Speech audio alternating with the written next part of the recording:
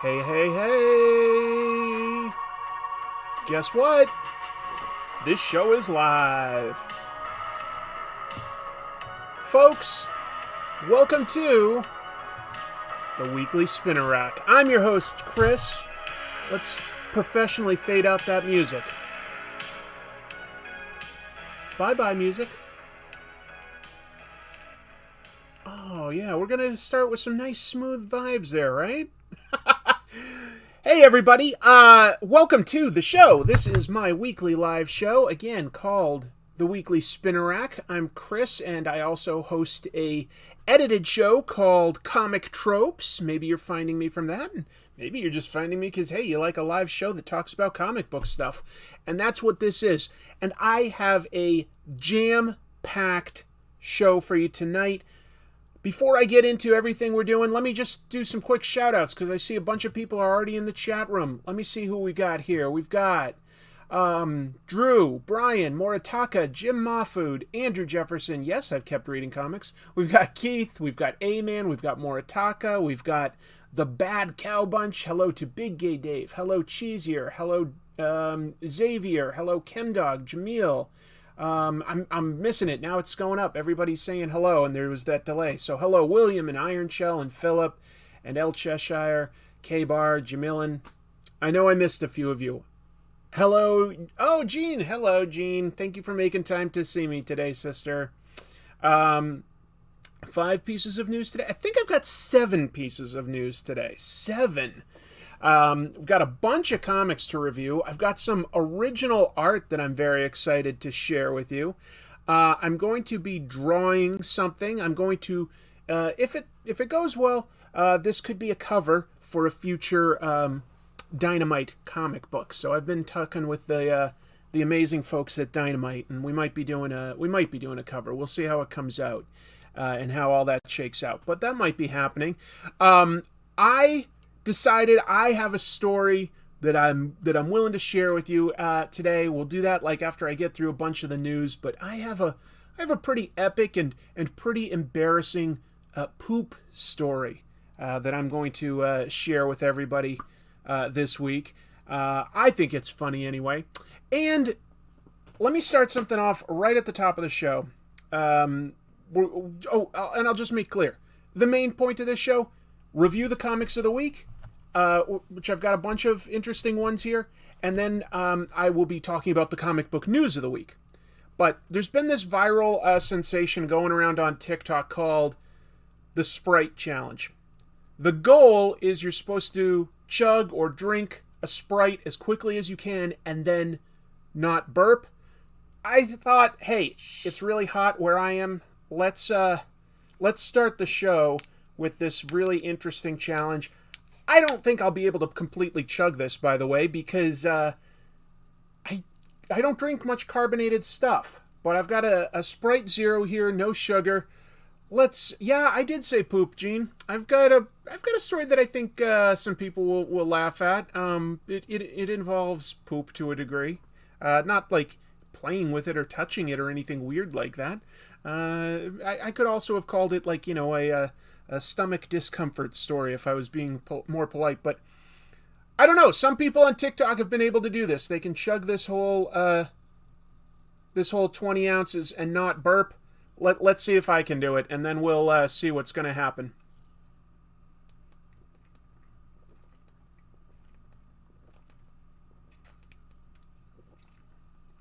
I can't keep chugging it. It's like needles on my tongue.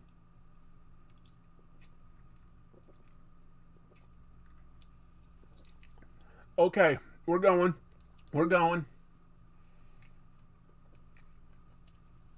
Don't worry, Thomas. Sprite is not a sponsor, so I can talk about poop and Sprite at the same time.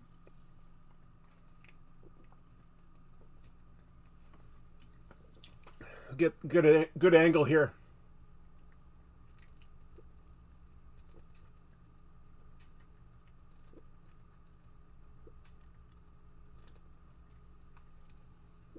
Oh my God, this is a lot. Some nice quietness to start out the show, right?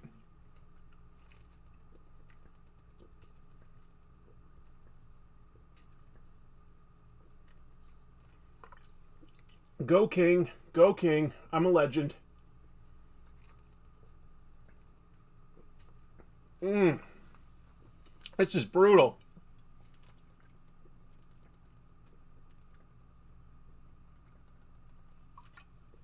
Almost done.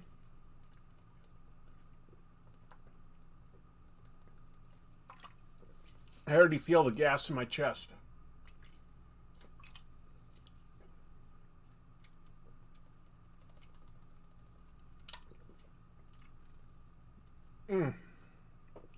That did not feel good. Now, let's see if I can just not burp. I think it's going to come out. I don't think I can keep it in. I couldn't. I had to burp. I know that wasn't a loud one, but I couldn't do it. I couldn't do it. Oh, what was I thinking? Oh, that's brutal. I don't know if you heard that one. I couldn't help it. That was a big burp. I don't know how people do it. Nope. Maybe it's a young person thing. Wow. Wow. That's a third burp. I can't do it. I can't do it, folks. I know that's disgusting. I thought I could do it. I thought I could do it. Yeah, welcome to my new show where I just eat and drink stuff. This is now the weekly mukbang with Chris. Whoo! Yeah, maybe I should have saved it for the end because that was something. That's a great feeling. All right, yeah, thank you for excusing me. Oh, look at who we got. We got a super chat here already from Bukaya619. I am excited and terrified to work on my first Marvel project. I am working in the VFX industry. Sorry, hold on. What was that? I almost saw all of that. Oh, VFX industry since 2015. Interesting. Interesting. Well, that is going to be a big part of the news coming up today, folks. There's a lot of talk about how Marvel is treating people in the VFX industry. So there we've got like a sort of an opinion from Bukaya saying a little nervous. And excited and nervous. I totally get that. Thank you for the super chat, and that is some interesting news that we will get to. But tell you what, do I regret that life choice? No, I don't exactly regret it. Hold on. There. I sound like, what's his name? Rick now. Hey, Morty. I'm just going to be burping the whole show. This is a new comic book by DC Comics.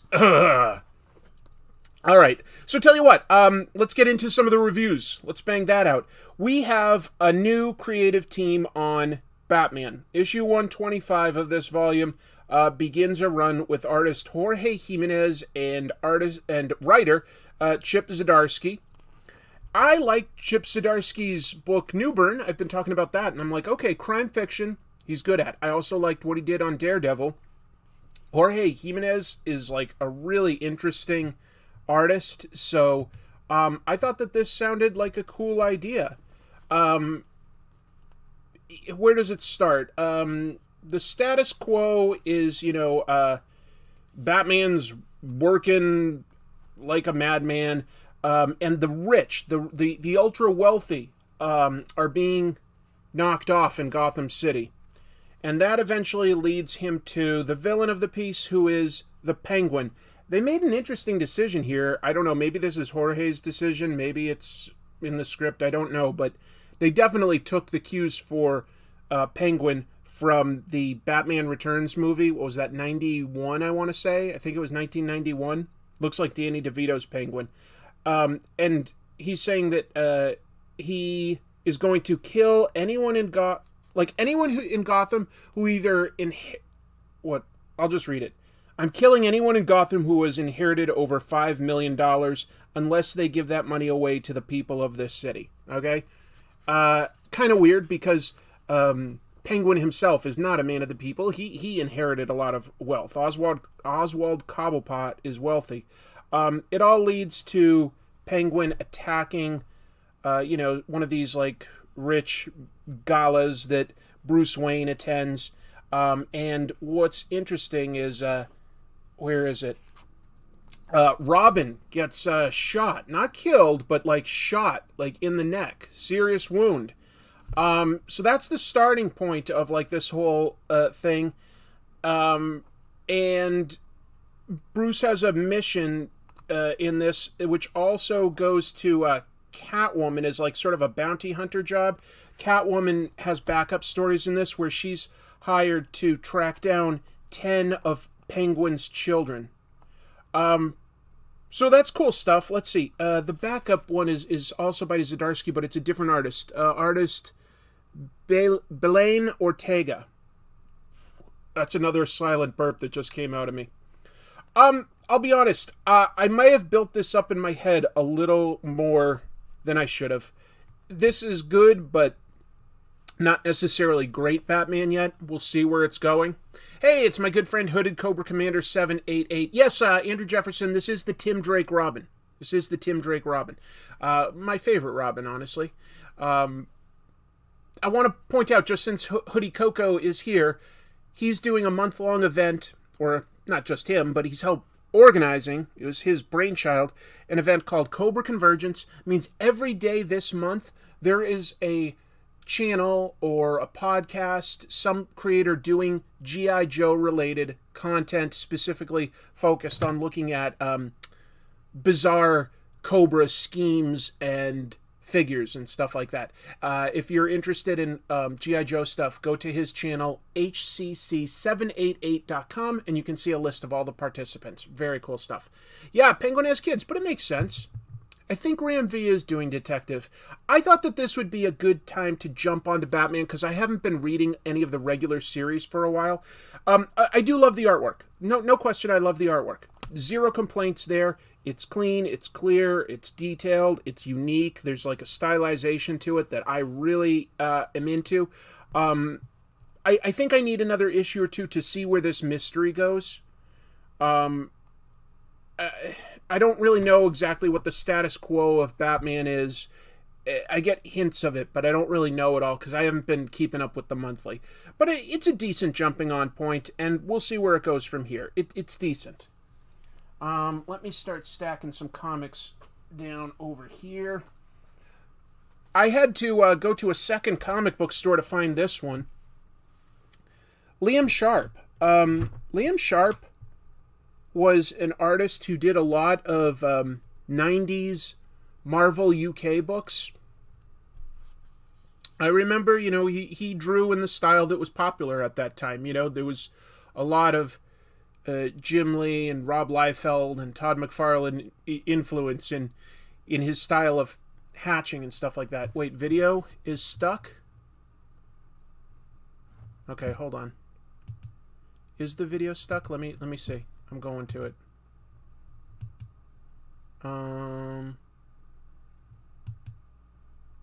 It's not showing as stuck for me. Are you guys I updated the chat, but let's see. Video is fine. They need to refresh. Okay, yeah, because everything I'm showing shows an excellent stream connection. Just wanted to make sure. I didn't want to go too far if I was, like, honestly hung up on anything. Anyway, I hadn't really, seen or heard much. I hadn't been keeping up with Liam Sharpe in a long time, but he did this creator-owned book, Starhenge, which you can kind of guess is going to have like some British mythology mixed in with sci-fi. Creator-owned book. Well, the first book here has come out from Image, and I will say the art is very different than what I saw Sharpe produce last time. This is more painterly. I'm going to burp again from this damn Sprite. Wow. I don't know how people can avoid that. It's a little surreal. You know what it reminds me of, though, are things that I would like... it reminds me of European comics that I would read when I was younger, which was mostly small stories from books like Heavy Metal, or sometimes Marvel's Epic imprint would have British stuff. So there's interesting ideas within this. There are some interesting ideas in world building. That's really interesting. Some of the art is beautiful. Some of it. I did find this a little... Well, dense is one thing, and it was a little hard to follow. I got the sense reading this that this was like, that Liam has a lot of ideas in his head and hasn't necessarily figured out how to structure them all yet. He's really throwing a lot in his in here. The idea I like the most is that there are some bad guys in the future. It's an AI society, and what they do is they know that like the thing that would scare people the most is like our own image, and so they've got these like sort of robots with like human skulls going after us. So kind of like, they describe it pretty accurately in this. There's an omniscient narrator talking about it, giving us the history. They said, imagine if Tim Burton directed Terminator. But that's sort of what I mean, too, is that, like, the dialogue and stuff is a little on the nose. It's, like, kind of explaining the idea instead of making any of this subtext. So it involves, like, some magic that's going to happen. It involves, like, a relationship with a young man and woman.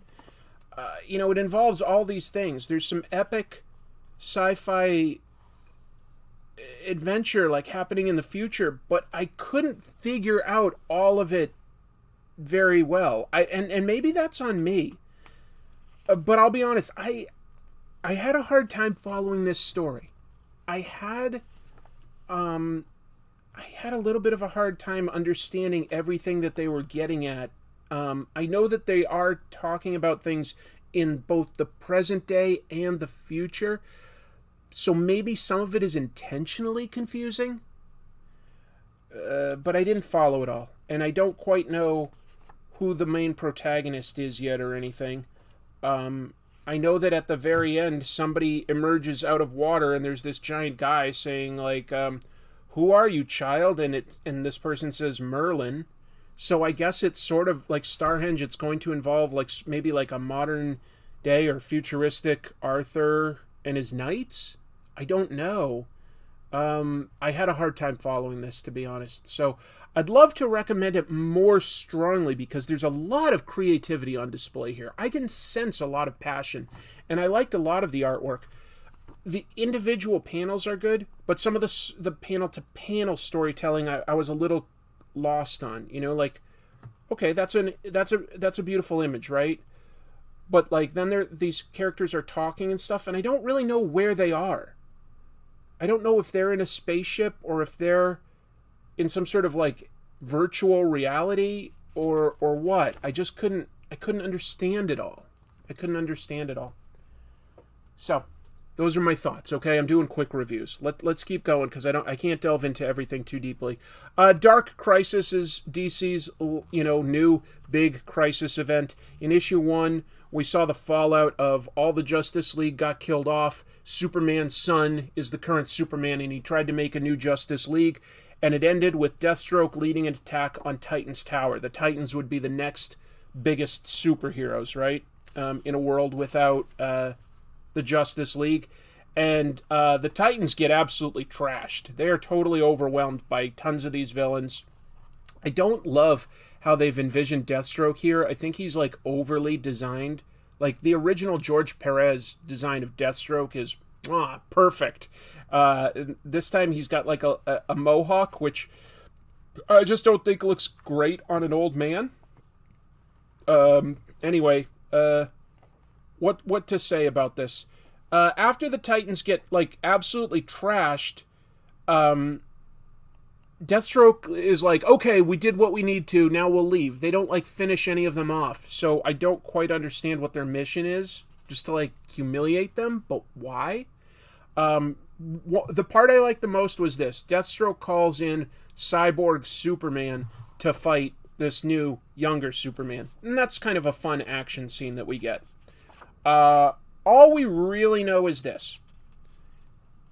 And you have to know the original Crisis on Infinite Earths from '86 to truly understand this. There was a guy, Pariah, who had started this, like, you know, he was a scientist that was observing parallel worlds. He accidentally started the process that got them all destroyed until there was just one. Well, now he's figured out that if he somehow destroys the current reality, it will bring back all the parallel realities. Don't ask me how that works, because they haven't explained that yet, and I don't get it. But he's the villain now.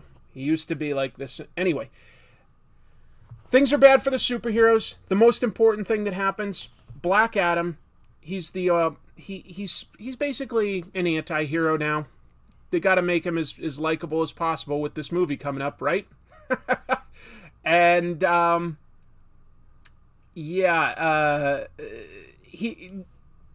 just stuttering all over the place. Cool, I'm a great reviewer. Black Adam realizes that this new Superman isn't cutting it and everything. And he's like, well, I guess I have to lead the Justice League.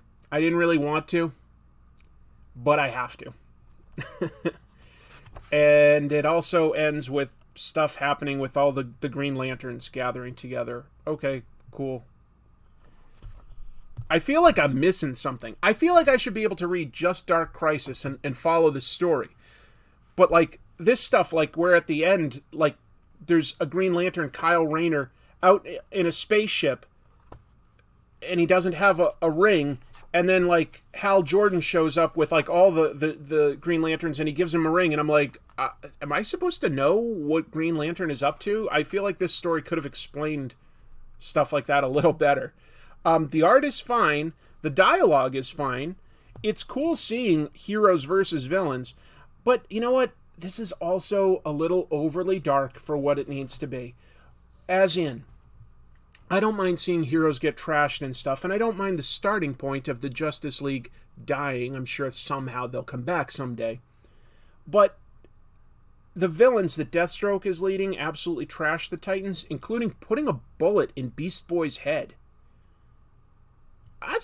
That's dark. I don't know. I don't know if I so far I'm not loving this like I wanted to. Can't they just move on from Crisis? I don't know. Here's one I did like. This series is going so fast. We're already at issue 5 of the X-Cellent, and at the end it says that it's taking a small hiatus, a small break.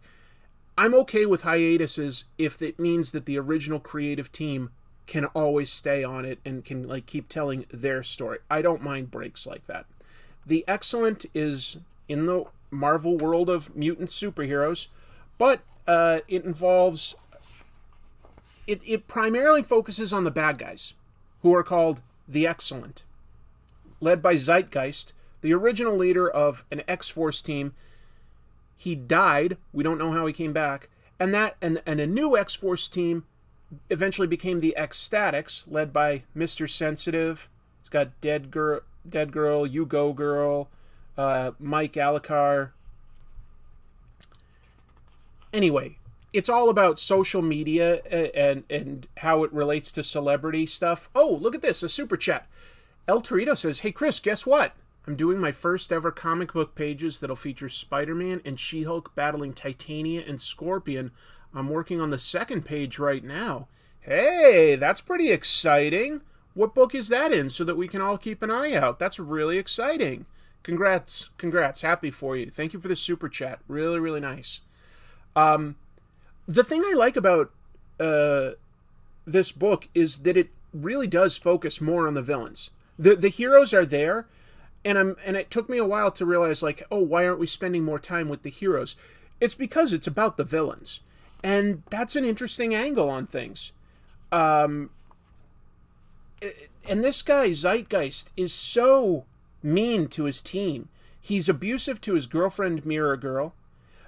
He constantly puts down the team teleporter. It's really important, it's explained, to have a good teleporter in this. And when he meets somebody that, like, could be a better teleporter, he just takes the original out. I thought this was funny, too. This is the X-Statics team going into battle. And one of their heroes is this guy, Miles, who can turn into a werewolf normally. But he's been, like, hurt really bad. He's, like, healing in this, like, sort of cocoon that's, like, healing his back. But they still bring him into battle. It's like, let that guy stay at home and heal. But that's sort of the absurd humor of the X-Cellent, this book. You guys know, because I did an episode recently about Mike Allred. Huge fan of his work. He's great at expressions on these characters. He's just so good. Everything about them, like, is just... You can understand them. And you can feel what they're feeling. I will point out, at the end of last issue, there was a guy who was trying to usurp the X-Cellent's leadership role. And their teleporter just left this guy Fluff in the middle of the air, and he was like plummeting to Earth. I figured somehow he would be saved, but no, there's like this super grisly drawing of like his bones shooting out through his back and stuff, and he's just pulped. I'm not going to linger on it, but it is interesting to look at. Mike Allred draws the most grisly result of somebody crashing to Earth. Anyway, my favorite Allred book is Fantastic Foe, okay? I don't know, I only liked Allred's early Madman stuff. After that, to me, it's blah. I love it. I love it. Anyway. I don't think my store carries X-Cellent anymore. Oh, that's too bad. I love it. It's, you know, you don't have to follow all the X-Men titles to know what's going on in this. It's just its own thing. So, you know, you can just enjoy that. Anyway, yeah, it says... It's not over till Zeitgeist says so. Zeitgeist and the team will return later this year in X-Cellent Season 2. So it's taking a little bit of a break, but I'm totally okay with that as long as I can get this creative team. So this one I do recommend, okay? This one I do recommend. Yeah, Allred's Superman book that's coming out. I'm excited for that too. That gives me vibes of like All-Star Superman, you know, classic, wholesome, but exciting Superman. Firepower by Robert Kirkman and Chris Samnee. It's in the middle of this like sort of epic thing where the hero Owen is gathering all sorts of master martial artists, and they have to fight this one master who has serpent powers. He commands this massive dragon. El Torito says, let's just say it's actually a sample that I'm doing for fun, just to actually try something new with my artwork, and I plan doing more comic book pages to show them to artists at conventions. Good for you. Good for you.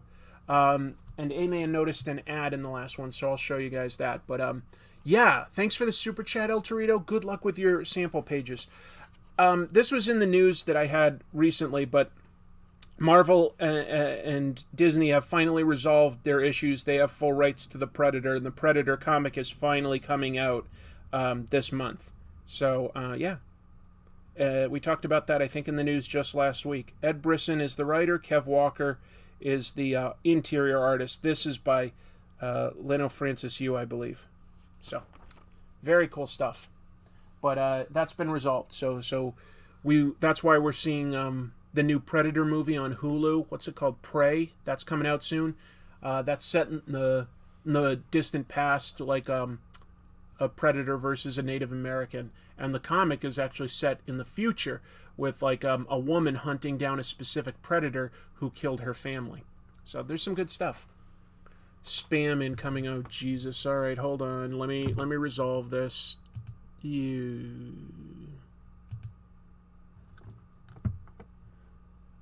Yep, reporting it.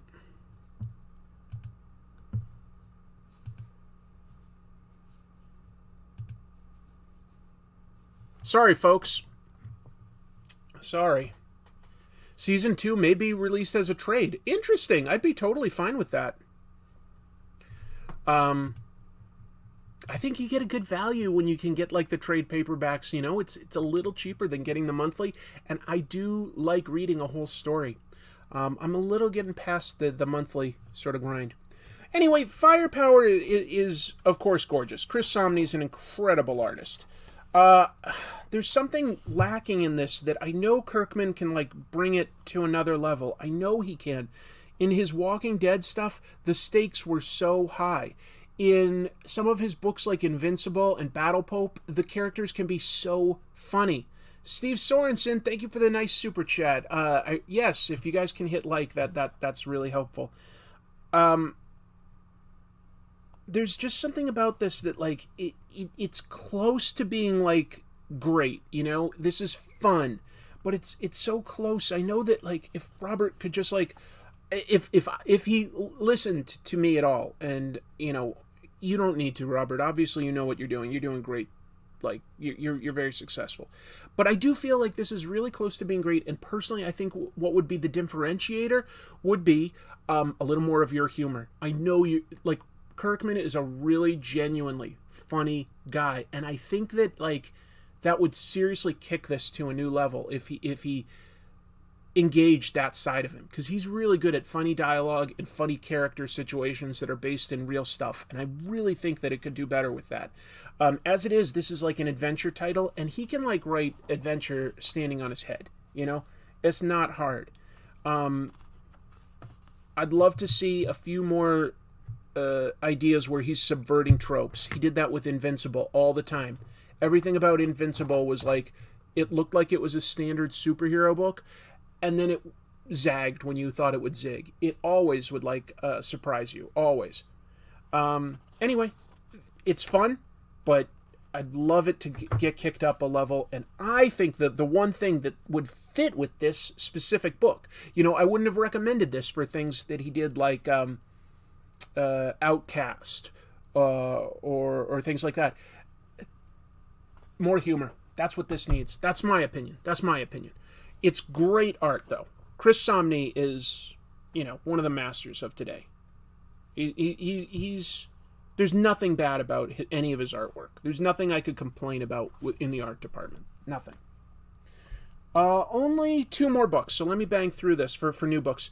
Amazing Spider-Man, I told you the 4th issue was a big step up over the 3rd issue, and this continues that trend. We've just got, like, but this first arc, I gotta say, like, you know, Spider-Man versus Tombstone, Tombstone. Tombstone, to me, never, I don't think he's ever gonna make it A-list. You need a book like, you know, a story like Kraven's Last Hunt to elevate him to that level. You know, something really epic and iconic and ground-changing. I just don't think Tombstone is not a bad villain, but he's not that interesting either. I don't, you know, gangsters themselves are kind of like cannon fodder for Spider-Man, right? Like, he shouldn't have that much trouble with them. But again, this is some of John Romita Jr.'s best. I can tell he's working his butt off to make this work. The action's great. There's some funny dialogue in this. Here's what's nice about this. There's a change here. Black Cat comes to talk to Spider-Man. And she talks about how he's hurt and wounded, like, emotionally and stuff like that. And she goes, Spider-Man goes, I don't know what to do. You know, he does not know how to improve his life. And she goes, yes, you do. Stop playing hurt. Start playing smart. Start being you. You're at your best when you're having fun. And that's a nice little turning point, because we started with a really broken, sad, and isolated Peter Parker, and he starts making his quips and jokes, and he's a lot more funny and engaging for the rest of this issue. And it just closes it out, like, you know, it closes out the first arc on a high note where he reconnects with his Aunt May. Cool. I'm curious to see where it goes after this. Did not love the first arc as a story. It was fine. I just don't think it was, like, you know, an all-time classic or anything. Let's see. Andrew Jefferson says, you have a favorite Samnee run? It's a really good question, Andrew, because Samnee is fantastic. Do I, you know, I'm sort of blanking on everything. I have read Why the Last Man, Jamil. It's a favorite. It's something that I like very, very much. And, you know, a little of it is dated, a little of it, but I think that, like, Vaughan's heart was in the right place, and that it tells, like, a really cool, epic story, and gets into some gender politics that just weren't being discussed at the time. It's perhaps become more relevant today. You know, it's going to be dated because it's like 20 years old or something now, but I think it's a great story with a really great ending and some really beautiful character work among the main characters. I'm trying to look up what I've seen by Chris Samnee that, like, would be my favorite, because I do like that question. Oh, he did some good stuff on Captain America. I forgot about that. Let's see. What else? Black Widow. Thor the Mighty Avenger was really good. He did a Rocketeer story that was awesome. What else? Oh, one of the first books he did, I forgot about this, but Capote in Kansas. Yeah. Huh, I totally forgot about this. He did an American Splendor story with Harvey Pekar and did an issue of Exterminators. That was a great book. If you've never read Exterminators, that was a Vertigo book with art by Tony Moore, and I'm forgetting the writer right now. It was all about bug exterminators. It was really, really, really cool. Oh, Jonna and the Impossible Monsters. There you go. Yeah, cool. Any thoughts on Clerks 3 coming out? The trailer did not look bad, I will say that. The last Kevin Smith View Askew-Universe movie that I saw was like that Jay and Silent Bob reboot, and I'll be honest, I didn't really laugh that much at it, unfortunately. I mean, I wanted to like it. I don't know. We'll see what it is. I might check it out. Top 5 comic characters you would powerbomb, asks Steve Sorensen. Oh, man. It'd be fun to powerbomb Kingpin. He deserves it. Who else deserves a powerbomb? I'll powerbomb Dr. Doom. I'll powerbomb Lex Luthor. I'll powerbomb... who else would be good to powerbomb? The stupid rat creatures from Bone, and you. I'll powerbomb you. All right, we got some super chats. John says, "Good evening, sir. Missed a few shows due to my watching my boys win the Stanley Cup. Glad to be back." Glad to have you back, John. Congratulations to your team. El Torito saying, "Not only am I drawing, but I'm also writing my own stories because one day I want to write and illustrate for Marvel or DC because I feel they need more creativity, especially Spider-Man right now." Well, good luck. Good luck to you. That would be... I want you to be happy, so if that's what would make you happy, go for it. I think you might find eventually, though, that making your own stories might make you even happier. But that's just a suspicion that I have for everyone. Folks, look, my pick of the week... pretty much any week Saga comes out, it's going to be my pick of the week. And Saga, what a great name for it. We've still got like government chasing down Alana and her child, Hazel. It's beautiful. It's tragic. There's lots of family drama in this one. This is like, but this is a book where I love it when it slows down from any sort of like action to show us the melodrama between family. I'm all in. I'm all in. It's interesting. The dialogue's great. Fiona Staples draws really expressive, beautiful characters, crazy monsters and aliens and stuff like that. And it ends with like something just heartbreaking. Like the character is crying, and I felt like tearing up. Like this is just beautiful. This is just beautiful. They are taking a small hiatus at this point. They announce in the letters pages. So they did basically, let's see, issue 55, 6, 7, 8, 9. Okay, so they did 6 issues. First half of this year. They're taking a hiatus until January of next year. Small hiatus compared to the big one that they did in the middle of the run. But hey, whatever they need to recharge their creative batteries, because I love this book. Super strong recommend to you folks. Super strong recommend. If you haven't jumped on it, there are some great omnibuses and trade paperbacks that are very affordable. So that's everything new that I basically read that I wanted to talk about. Let me show you a couple other things. So, I don't think he's in the chat room today, but, oh, hey, Daniel, nice to have you here. Joe from the UK wanted me to read the original Alan Moore and Alan Davis Captain Britain stuff, and I've always wanted to read that as well. He said that he wanted to send this to me, and I said, I can get it myself, so, I'm not asking for anything. He's like, no, I can get it at a good price here. I want to do that because I want you to potentially talk about it. I said, okay, and I'm grateful for it. So I'm excited to read this. Yeah, Captain Britain by Alan Moore and Alan Davis. Love those two. Can't wait to dig into this.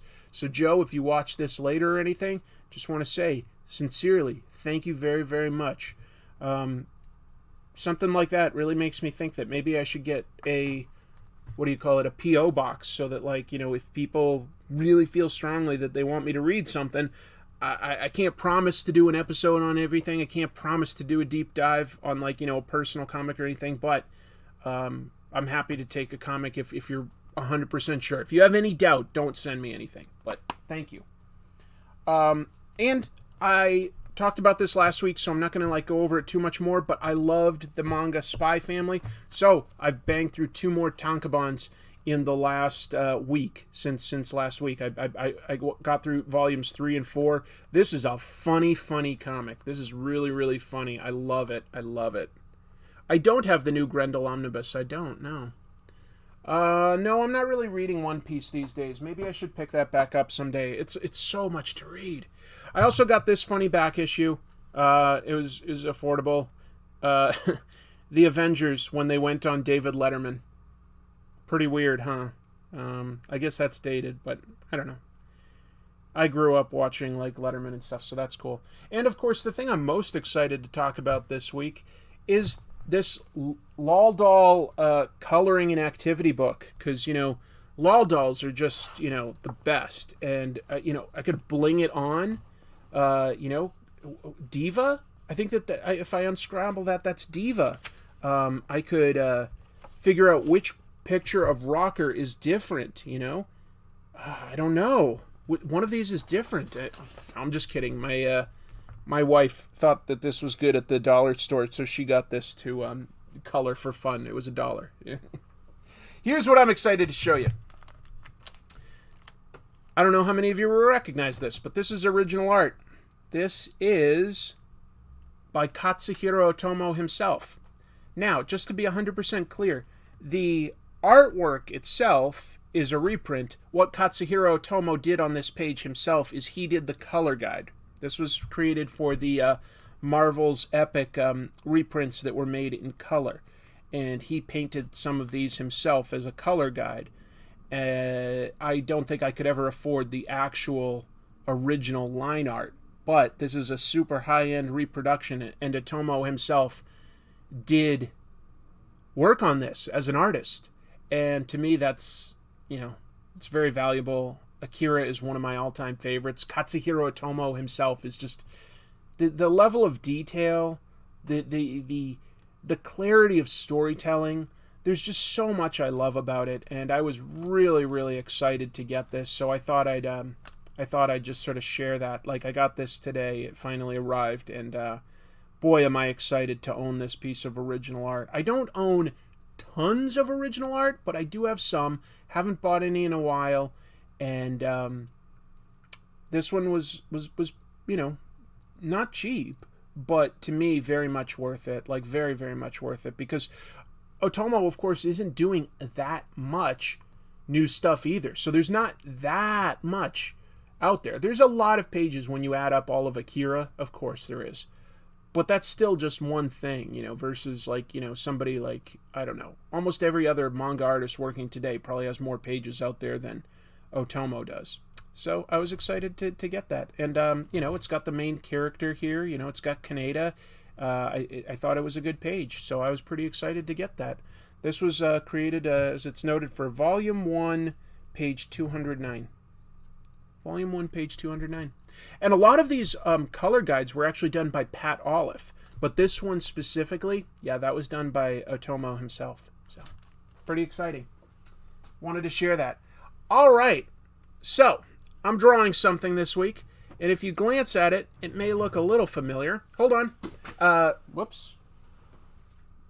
That original art that I love so much, I just let fall off the back of my couch. But fortunately, it's protected. Super chat from Jared. Thank you. Chris, you're a gift to the comics community. That's kind of you. Your consistency, thoughtfulness, and positivity inspire me. Please set up a P.O. box. I want to set up a P.O. box so that, like, people that are self-publishing or something and want me to just sort of acknowledge or see it can do that. I can't, like, I'm not going to do a comic tropes episode about it, but I might, like, I could do a mini review on a show like this. You know, just say, hey, I got this. That would be interesting. Spy Family is a feel-good manga. I gotta buy more. I love it. Isn't it good, Steve? Yeah, Chainsaw Man is good. It's not Mighty Joe Young. Yes, Cheesier got it. Crisis Homage Monkey. Yes, exactly. I have not seen Mob Psycho 100. I'm sorry. So, what I'm going to be drawing today, I'm going to try to do my best to draw a little bit of an homage. I will, note that it's after Perez. I'm trying to draw a cover that has a bunch of comic tropes in it. So, a gorilla, a character dying, an homage. That's just starting point. So, let me bang out sort of like the main character today as much as possible, and then I'll probably put in some background characters that can be some fun references too. Andrew Jefferson saying, on average, how much work does a successful mangaka do versus what their assistants do? Well, basically, oh, thanks, Joe. Yes, got your trade paperback, or thank you very much for the Captain Britain book. Thank you sincerely. That's a great question, Andrew, and it's going to vary pretty wildly. Most mangaka do work their bones off. their bones off. I was going to say their tail off, or work their fingers to the bone, and I just put that together and came up with the new phrase, they work their bones off, which is pretty hard work. They work their bones off. I'm sorry. What's cool about it is, if you look up the show Manben, Manben, that's a little documentary show that Naoki Urasawa does for, I believe it's the television station HNK. It's kind of like the public broadcasting system in Japan. And he does documentaries where he visits various manga creators at their studio and figures out their specific methods for creating a comic. He talks to the assistants, he talks to them, he looks at the artwork, figures out the techniques, and then he asks pointed questions about their work process. So that's where I'd point you, Manben. Steve saying, what is your favorite Gorillaz song? Probably Clint Eastwood, honestly. If I'm being honest. Yeah, it's Clint Eastwood. I like the Gorillaz. How about some pouches and ripped clothing? Maybe a guy in the background. Yes, like Joker, I just pulled a boner. But I want this to look good, so I'm going to go kind of slower than I do on some, because I want to not make any mistakes, because if it comes out well, it might be an actual published cover. So we'll see if I can do well enough. I don't know. I can't promise anything. But there's been discussions of doing a variant cover. So we'll see what I can do. When I got very, very sick with COVID, like 2 years ago now, Nick Barucci was actually really, really sweet and supportive of me during that time, folks. He donated some super chats, when I was doing the occasional live stream. He was very generous, and he reached out with emails to just say hey, how are you doing? So, to me, that just shows, I think that Nick has been a very good person to me. And yeah, so I know some people have different opinions on Dynamite and stuff like that, but he's been great to me. He's been a very sweet person, and I really appreciate that. I think he and his team are doing some really nice stuff, and we'll see if I can do something that's worthy. Let's see. I second the notion for a Shotaro Ishinomori episode. I don't know Shotaro Ishinomori. NVLVS says, I think a good manga about manga is definitely Bakuman. I loved Bakuman. I loved it. And I have some news about those creators in the news today. So I will get to that shortly. But let's do that. Let's start with some news. That's why plenty of people tune into this show, actually, is skipping right to the news. Yes, my COVID run was so bad, Jared. Like, thank you. I'm still so grateful just to be alive. Like, it was terrifying, folks. You know, going to the hospital for over a week, having trouble breathing, having my blood pressure so low, my heart just like, at a crawl. It was really scary. I know for a fact it was as close to death as I've ever come. I know for a fact. I could feel my body just slipping away and feeling like my energy and my will to push through it just sort of like fading, which was very scary, very scary. But fortunately, I pulled through. Let's get into some news. We've got some really good news, interesting stuff. Let's talk about one that is of the moment. This is all stuff that's new, but The Boys television show. Season 3 just ended last Friday. Yeah, Friday. I think this was my favorite season of the show yet. By the way, I really like The Boys show. I made an episode back when season 1 was going on about how I thought I liked the show more than the comic. And I stand by that, actually. I really like the changes that they made for character and focus and stuff like that. I just really like it. Maybe it's not for everybody. Plenty of people are going to say that their favorite is the comic. And, hey, if that's the case, I love you for it, because I love comics, right? But anyway, the show is a big hit for Amazon. And they announced a spinoff. And I don't think they've really rushed it, because, we've already had now 3 seasons of The Boys. And it's going to be based a little bit on the comics. The show will be called The Boys Presents Varsity, and it will be focusing on an idea. It's almost like sort of a battle royale or Hunger Games type of thing, of like these college-age young kids competing through trials and stuff that Vought has on in like sort of a reality setting, to become a superhero for the best cities. Like, you'd want to work for like New York, Los Angeles, Chicago, the big cities, versus, like, I don't know, like, a smaller one like Biloxi or something like that. So it's called Varsity. It's actually going to star Patrick Schwarzenegger. Yeah, that's Arnold's son, and he's been in some stuff already. He's actually I've seen him in a few things. I'm trying to remember what the movie was that I saw him in. It's not coming to me right now. Decent actor. Good-looking kid. Oh, and the stuff that they are primarily adapting from the comics are the G-Men, if you've read the comics. The G-Men, who were they? They were a parody of the X-Men, basically, but it was just like, a young, hip, hot team was what's important about it. And honestly, like, when I say adapting, that was like, used in like one arc as just sort of the enemies of the week, essentially, for the boys to take out. But I like the idea.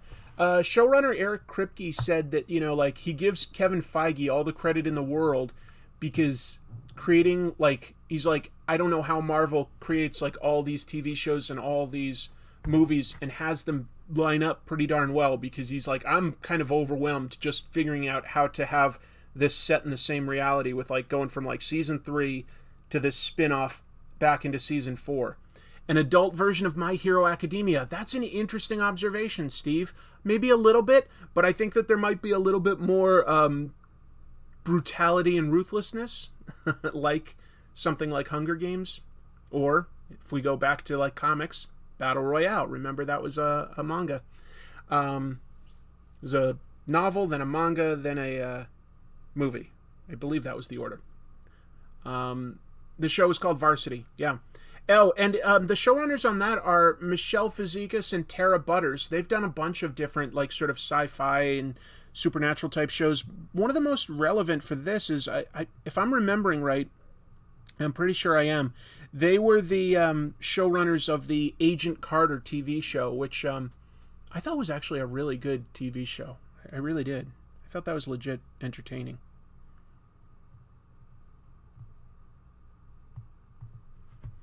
So we'll see how it is, but that's going to come out, in a couple months. We'll get that before we get into season 4 of The Boys. How many of you out there are watching The Boys, and what did you think of the season? Like, non-spoilery. I don't want to do any spoilers. I'm not going to be talking about my thoughts on Thor, Love, and... well, I might give my thoughts, but I'm not going to, give any spoilers for Thor, Love, and Thunder. I thought it was, maybe a B- or so. It was entertaining. Wasn't necessarily an all-time classic, but it was entertaining. Yeah.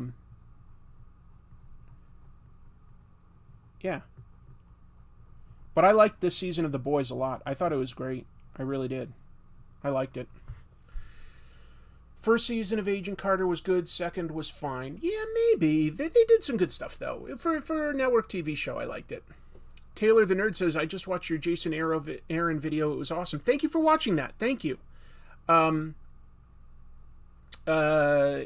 my latest Comic Tropes episode is talking about Jason Aaron's writing techniques on his run on Thor. I don't really make a direct comparison between the comics and the movies, but if you've seen the movie, you will understand what they've drawn from the comics. I basically focus on the first 11 issues of his run, and keep in mind, he wrote the Thor book for over 7 years, so it's just sort of a glimpse at some of that. Let's see. I really enjoyed The Boys Season 3 for the most part, but the finale was a letdown for me. Okay. Maybe I could get that. Yeah, I hear you, James. I thought Jensen Ackles was great on it. I have seen Everything Everywhere All at Once. I like that movie a lot. Some people talk about how it burned them out a little bit towards the end because it is kind of a long movie. I get that. For me, that was at this point, still my favorite movie of the year. I loved it.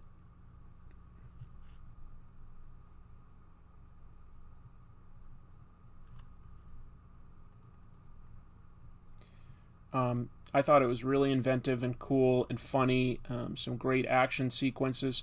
I'm a big fan of the YouTube channel Marshall Club, and to see those guys get sort of recognized and do the stunts and the choreography in that movie was really exciting, because that's a channel I've been following for a long time. So it was nice to see them get that kind of recognition. Yeah. All right. Let's move on to more news, because I've got a bunch of it this week. Oh, all right. I mentioned earlier that I had some news that related to the creators of Bakuman. That series by, I've got it written down here because I'm bad at names. Tsugumi Oba was the writer, and Takeshi Obata was the artist. They're one of those rare in manga teams of writer and artist. They wrote a cool comic. I loved it. I made an episode about it on Comic Tropes about guys that wanted to break in and become successful manga creators. But they also did something that was probably more well-known, Death Note. Death Note's been adapted into anime. It's been adapted into live-action Japanese movies. It's been adapted into a pretty terrible American movie on Netflix, unfortunately. That did not work. But we're going to have a chance at redemption here. The Duffer Brothers, they're best known for creating and running Stranger Things, which I also, by the way, season 4 of Stranger Things was my favorite of that show yet. That just wrapped up. The Duffer Brothers started a new production company, and it's designed to shepherd through some projects that they've got. One of them will be a spin-off set in the world of Stranger Things. Okay, fine. And one is going to be, they want to do a live-action TV show based on Death Note. Interesting. Ambitious. Though I do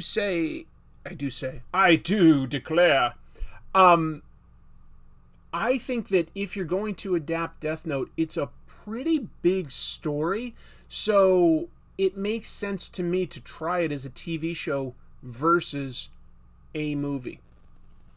I think Netflix really crapped the bed with their adaptation. They just did not. They cheated on some of the rules. I didn't think that they stayed honest to the spirit of the material. It's an amazing premise, that there are these gods of death, basically, and sometimes they like to mess around with the human world by dropping a book into the mortal world. And that's if you write a name of a person and how they die, it comes true. That's how these gods end people's lives. They determine it. But there's a couple of them out there that like become fascinated with people and are curious like what people would do with that power. And the main, I guess I'd call him antagonist of the Death Note stories, is this guy called Light. He's a genius teenager, like really, really smart kid, going places. But he gets the Death Note and he thinks that he can make the world a better place by killing off criminals and stuff. But all them dying makes the police figure out that like there's basically a serial killer out there, and now they're hunting for Light, and it becomes a game of cat and mouse between this genius detective L and Light. They're both really, really, really smart, and it's fascinating watching them try to uncover each other. I liked the manga a lot, and I really liked the Japanese live-action movies. They did 2 movies to adapt it, and it's cool. What am I drawing? I'm drawing a gorilla holding a dead or dying Vampirella. The pose, of course, is based on the famous Crisis on Infinite Earths issue 7 by George Perez. But it's not like, obviously, like this is not Superman, so I'm not copying it like, note for note, but that I will write on this, that it's after Perez. Like I am intentionally doing an homage here. Homages are fine if you can, note the inspiration and there's a good reason for them. Max Power, thank you for the super chat. Have I heard of or seen the live-action Fist of the North Star? It's hilarious. I didn't know there was a live-action, to be honest. I'm aware of the animation, and I'm certainly aware of the manga. I am not aware of the live-action. I'll have to look that up. And Sebastian C., thank you very much. That's so nice. Hey, Chris, I love you so much. That's nice. Your enthusiasm and personality always put a big smile on my face. Quick question. What are your thoughts on artist Juan Jimenez? Humanoids just released a collected edition of some of his work. I don't know if I'm familiar with that artist, so I'm going to look that up right now, Sebastian. That's really interesting. Marvin Nation saying, problem with any Death Note adaptation is that the manga is already so perfect and well done, you just can't beat it, and people don't really understand what adaptation means. Maybe.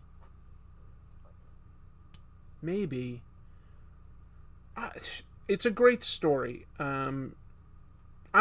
Personally, I would be interested in seeing an adaptation of it if it could make changes but stay honest to the cat and mouse game between 2 very clever people and keep the rules consistent about how the Death Note works. Let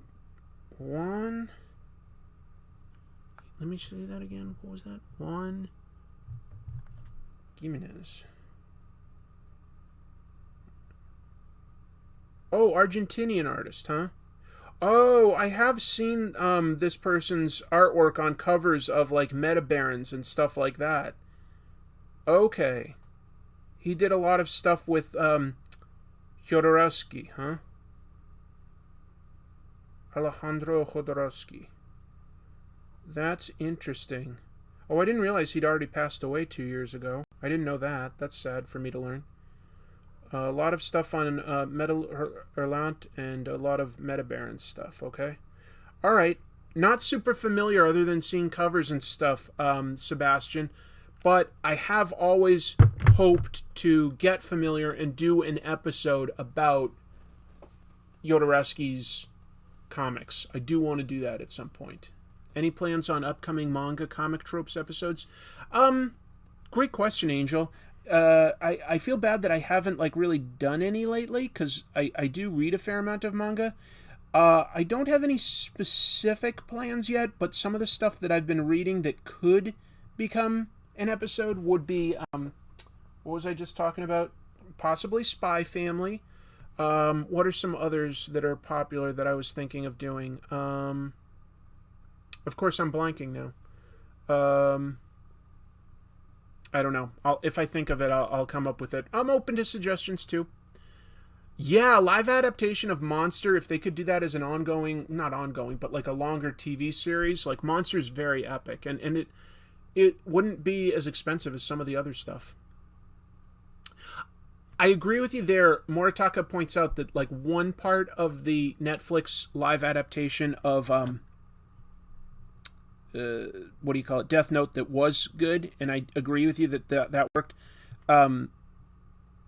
Willem Dafoe as the voice of Ryuk, that death god. Yes, that was totally good. Thank you, Myopic Manatee. That's very sweet of you. Your drawing is like your vid on monkeys. Kind of. What's the poop story? Let's see. Oh, yeah, JoJo. Thank you, Max. That's one that I've been considering. Yes, JoJo's Bizarre Adventure is one that I'm still reading and am considering doing an episode about. So that's another one. So JoJo's Bizarre Adventure, Spy Family, Chainsaw Man, maybe. Still kind of new. What other mangas have I been reading? I'm just blanking, folks. I don't have them like right here. So if it's not in front of me, I'm reading so many comics I can forget. President of Dynamite, Nick Barucci? Yes, he's been very, very sweet to me. He's been very, very kind. He's been, he's like, when I got really, really sick and, thought that I might die, my family was in touch with me. That was amazing. Even like some of like an uncle that I hadn't really talked to much, he reached out, and that meant a lot to me. And a lot of my friends were great. Some of my friends were exceptional. Like, they really did stuff to cheer me up, sending me like cameos by like ridiculous celebrities and stuff. That was really funny. And some people sort of dropped touch with me, which really hurt. Like, somebody that I would have considered like basically at the time my best friend, it really hurt. He didn't really reach out to me at all, and that hurt a lot, and we've slowly fallen apart. That still hurts. What celebrity would you like to play you and Chrissy? Never really gave that much consideration. I don't know. Who's the hottest, most talented female actress these days? We'll just say like Scarlett Johansson can be Chrissy. She's good with red hair. And for me,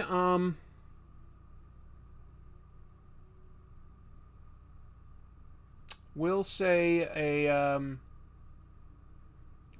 say Chris Pratt, but he has to get in a little bit better shape. Anyway, highly recommend the manga Blood on the Tracks. Okay. Appreciate that recommend. Blood on the Tracks. I'll tell you the one manga that I see in stores, and it must be doing well, but it's so weird, like Toilet Bound Hanako, I think is what it's called. And I'm like, that just sounds so pervy, but they like have it at like, Barnes and Nobles and stuff. And I'm like, okay, is this book for like everybody? The title doesn't make it seem like it. I don't know anything about it though.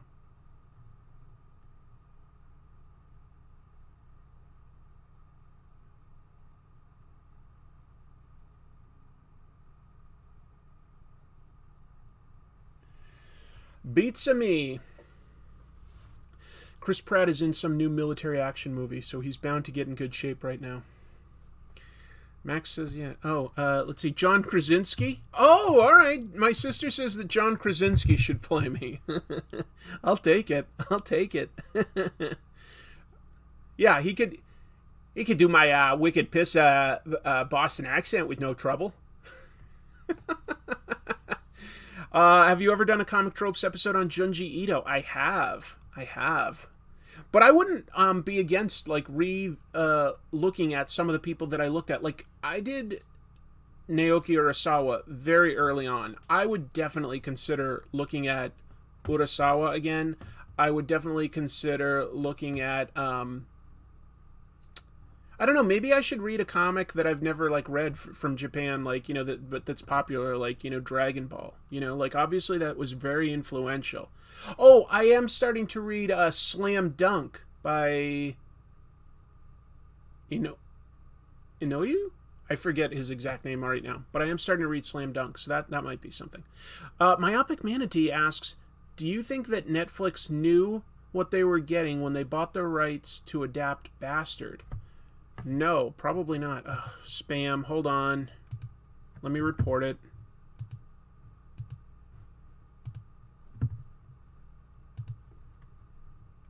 It's a new one. Jesus.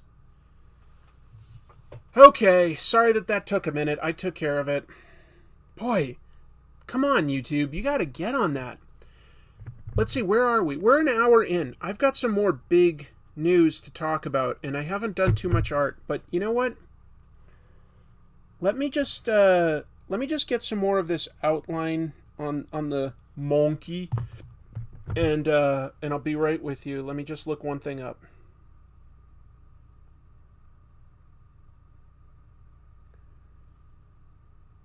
Okay, 1, 2, 3, 4.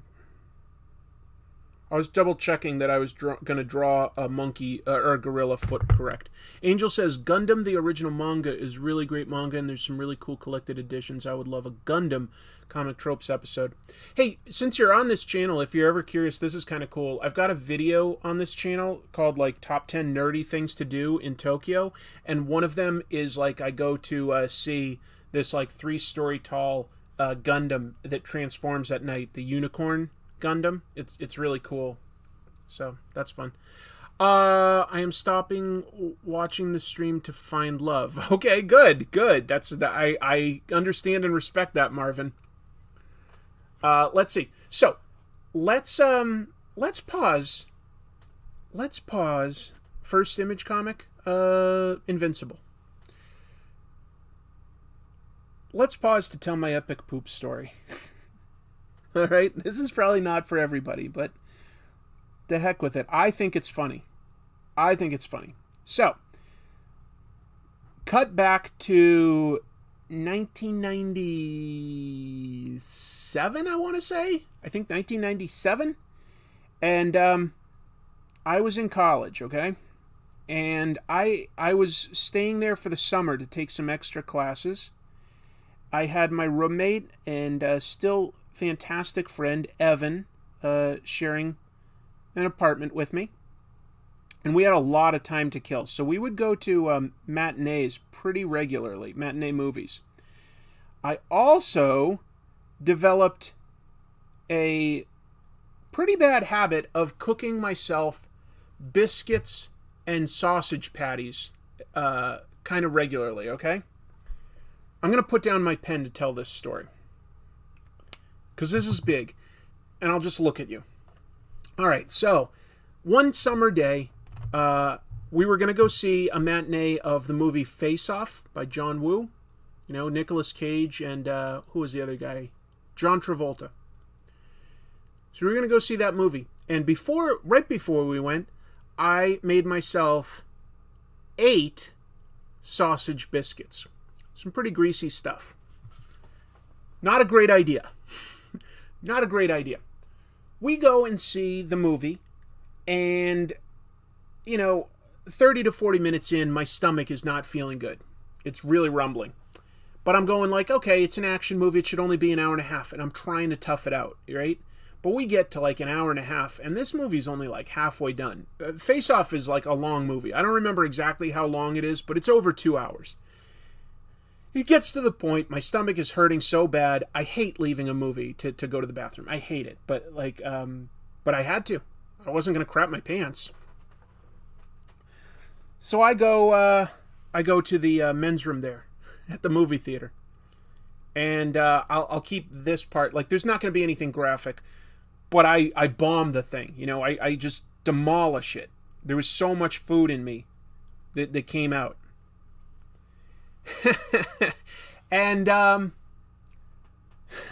when I go to flush the toilet, I realize that fear when you've clogged the toilet and you just see the water coming up, but it's kind of slow and you're like, oh, please stop. There's no plunger or anything I can do. And I'm like, oh, please stop. And then you realize at the last minute, it ain't stopping. I jump out, the sink is directly across, and I'm just like looking at it, and I'm like washing my hands and looking, and there's this poop water just like spreading across the floor, and I'm like, oh geez, gotta get out of here. Don't want that touching me. Gotta get out of here.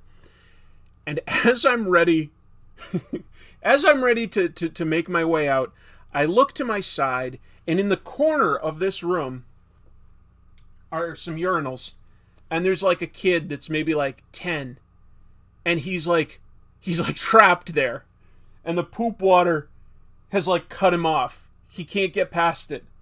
And I look at him, and we get eye contact, and there's just utter fear in this kid. Like, no one's gonna help him. No one's gonna save him. What's he gonna do? There's poop water flowing towards him. And I just sort of go like, I feel bad, but what can I do? I'm just sort of like, and I just leave. And I just left this poor kid trapped. And I wait in the lobby for a minute, because I'm convinced at this point that the movie's about to end and my friend will come out. And I waited for like 10 minutes or so, and my stomach starts cramping up again. Uh-oh. I can't go back into that bathroom. I know what I just did to it. But my stomach is cramping up again. So I go outside, and I sort of go for like a little walk, try to like settle my stomach. And I probably should not have left. There must have been another bathroom, but I left, and now I'm outside, and it's sort of in a residential neighborhood. It's not like in the city. This one was like out in a more residential neighborhood, and I'm just sort of like find myself like walking past these houses, and I realize I can't keep it in, that I'm gonna have to go again. And I'm looking around, and now I'm not near any businesses, and there's no like woods or anything to hide behind even or anything, right? I'm gonna have to go, and there's nowhere to go. I chose the worst house I probably could have chosen to do this in, but I see that there's like a house with like a car parked here and a wooden fence there, and I'm like, that's the most privacy I'm gonna get. So I get between the car and the house, and I go again, just on the ground. I'm ashamed of myself, I'm feeling horrible, but what choice do I have? And here's why it was the worst, because if it was at least a paved driveway, you can hose it off, right? I chose somebody with a gravel driveway. And I ruined a piece of their gravel driveway. And I use my underwear to wipe and clean up. And I pull my pants back on and just throw the underwear into some bushes. I was a monster. I was a goddamn monster. And I walk back to the movie theater, and eventually my friend comes out because the movie ended. And so yeah, that was like the lowest I probably ever went.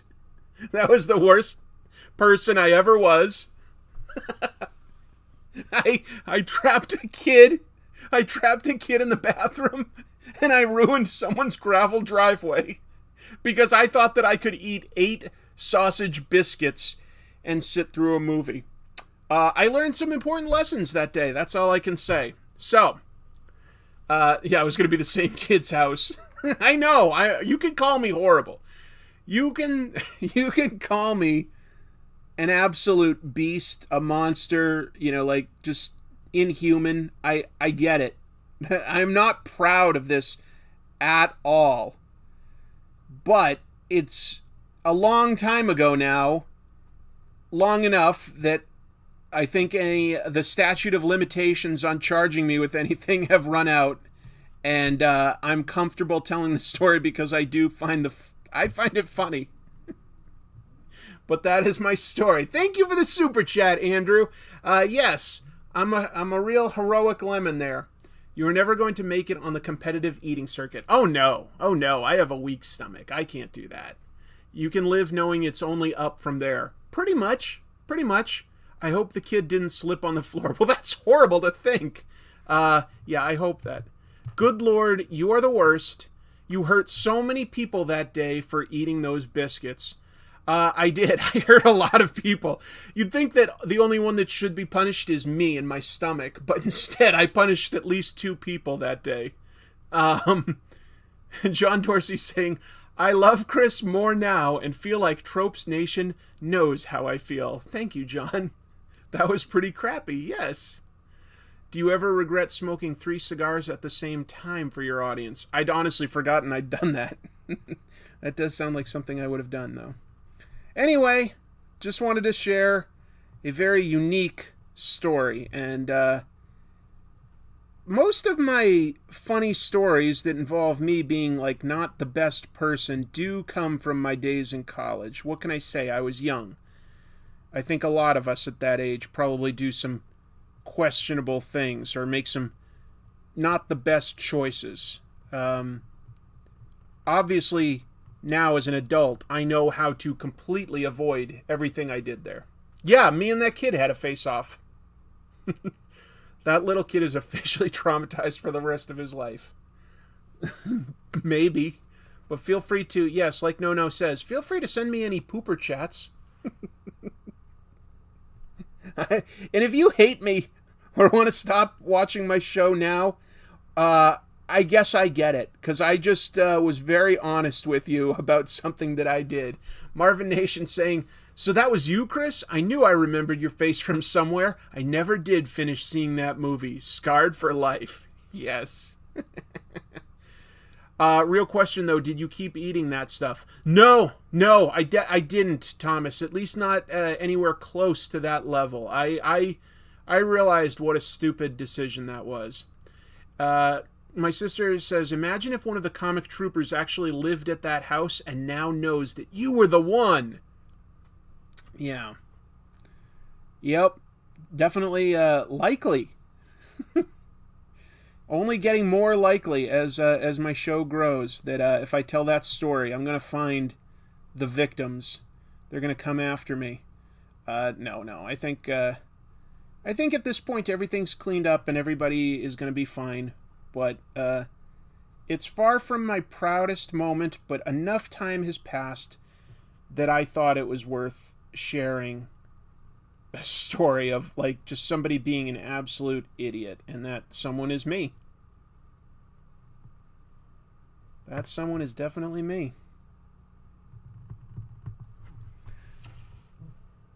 I hope that I hope I haven't changed my opinion of myself in your eyes too much. And thank you for the super chats. 8 of them. I can't believe I ate 8 biscuits. I know that it's insanity. That's way too much. Way too much. I'm sure that I would have had, like, some of the same stomach problems with, like, half of that, but I probably wouldn't have, like, had 2 accidents in one day. But yeah, if you want to at least hit like on this video for me sharing that would help justify it. I can't think of another story like that I'd ever have to share. So that's probably a one-time thing for today. But today felt like this is a big show. You know, I've got the original Otomo art. I've got, like, you know, some big news. I'm drawing, like, you know, a cover. Let's move on. John Dorsey saying it takes a real man to admit something like that. It's all been cleaned up emotionally and with a very strong garden hose. Thank you. Let's move on to some more news. This one was interesting. Last October, Image Comics had announced that they were not going to do any more reprints. They announced that so that, like, store owners could know that if they wanted to order a book, they had to order what they thought they would sell and get it right the first time, because they were not going to be doing any second or third printings, things like that. And since then, they've kept to that policy. No reprints for Image Comics until now. 8 Billion Genies, selling very well. We talked, I think it was last week, it might have been the week before that, about how 8 Billion Genies has just been picked up by Amazon Studios to be turned into a TV show. And Image, I don't know if it's related to that or if it's a coincidence. Either way, obviously the comic is doing very well. Image, as announced, they will go into second print runs for 8 Billion Genies. So that was interesting to me. That the comic is that popular that they were like, yeah, we're gonna do some more on this. We'll see what that means, but yeah. Just shaking up a pen. Don't forget to flush that like button. I like that one. I picked up 8 Billion Genies on your recommendation. Looking forward to this week's new issue. Me too. Have I read God Hates Astronauts? I've heard of it, but I haven't read it. Ryan Brown did that one? Nice. I put a line where I didn't mean to, so I'm going to use some whiteout to try to clean it up, and we'll see what happens. While that dries, I'll work on another area. Not doing second printings makes no sense to me personally. Well, here's why, though. Paper is at a premium right now, and that's still the result of the pandemic that we're all dealing with. So, it's hard to source paper at good prices, and it's better to try to just get it all right the first time. I think that was the rationale. Yeah, I don't know. Either way, what'll be interesting is to see if there are other books that follow suit, or if it's really just this one because the demand was just so high in this particular instance. And I don't know the answer to that yet. We'll have to wait and see. This pen is dying on me, so it's not giving me the best line. That's frustrating.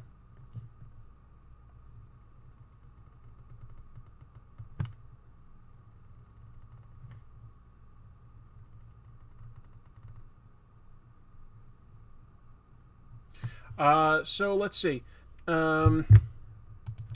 What else do we have? Let's see. Increases second market value of first printing. Maybe. I wonder if Amazon gets advanced read of the plot before they do something like that. Yeah, I'm sure that they do. I'm sure that there are agents and managers telling them where something like that is going. Here's another piece of news. We already knew that Marvel lost the license to Conan. The license holders have taken that to Titan Comics. That'll happen in 2023. But we didn't necessarily know exactly when everything was ending for Marvel. Well, they did announce in this past week's issue of King Conan that is the final Conan issue by Marvel. They put that in the letters column by the editor wrote a note.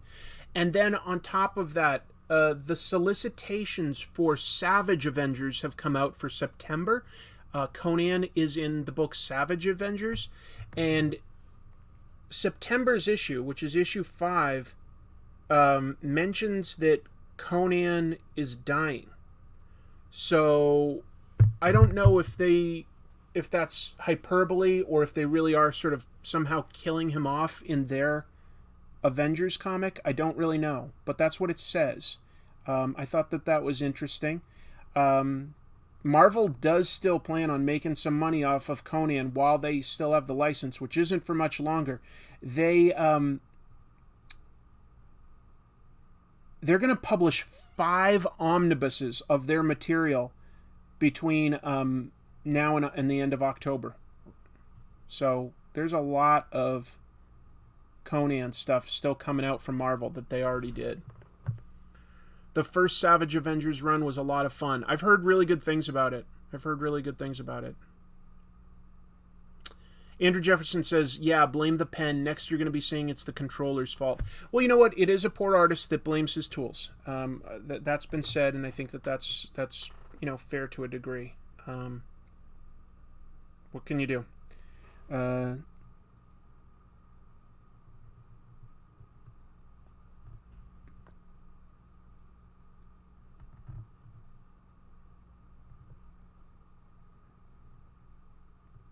Boy, I have the song "Running Up That Hill" by Kate Bush repeating in my head big time today. I know plenty of us probably do from this season of Stranger Things, but it's really up in my head today.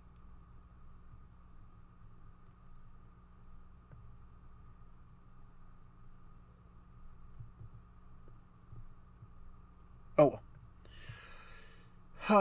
I hope they can finish off the classic books in omnibus for people buying those books. I think that they can. Professor Zoom21 asks, what do I think of Thor Love and Thunder? I'm not going to get into any spoilers because it only just came out. So I know lots of people haven't had a chance to see it that do want to see it. So I'm not going to get into it too deep. I will just say I would give it a grade of about, like, you know, a somewhere between a B to a B minus, which I honestly do still think is pretty darn good. But I think that that's me being pretty objective about it. I would say, you know, it's not quite as good as Ragnarok, which I really liked. It's just not quite as well balanced. I did still laugh a bunch. I really did. I've heard people being like, trying to be funny and it's not. Well, I don't know. I still found plenty of it funny. But the balance of, like, humor versus, like, you know, serious stakes, I didn't quite think was good. I did think that all the performances were really awesome. You know, Natalie Portman's great. Christian Bale's incredible. But I'm not going to talk about, like, any plot or anything like that. Like, that's just, yeah. Different people are going to have different opinions. I thought I had a good time. Yeah, I got my money's worth out of it. I think that in terms of recent Marvel movies, you know, better than, say, Black Widow and Eternals, not as good as Spider-Man or Doctor Strange 2 for me. Yeah, I think that those are some fair opinions. Have you read the original 1988 Checkmate run? Actually, I have, yeah. My sister says, I agree, still really funny. Yeah, I left a bunch. A dyeing pen can be used for gray effects. Yep. Caleb says that they despised Love and Thunder. Okay.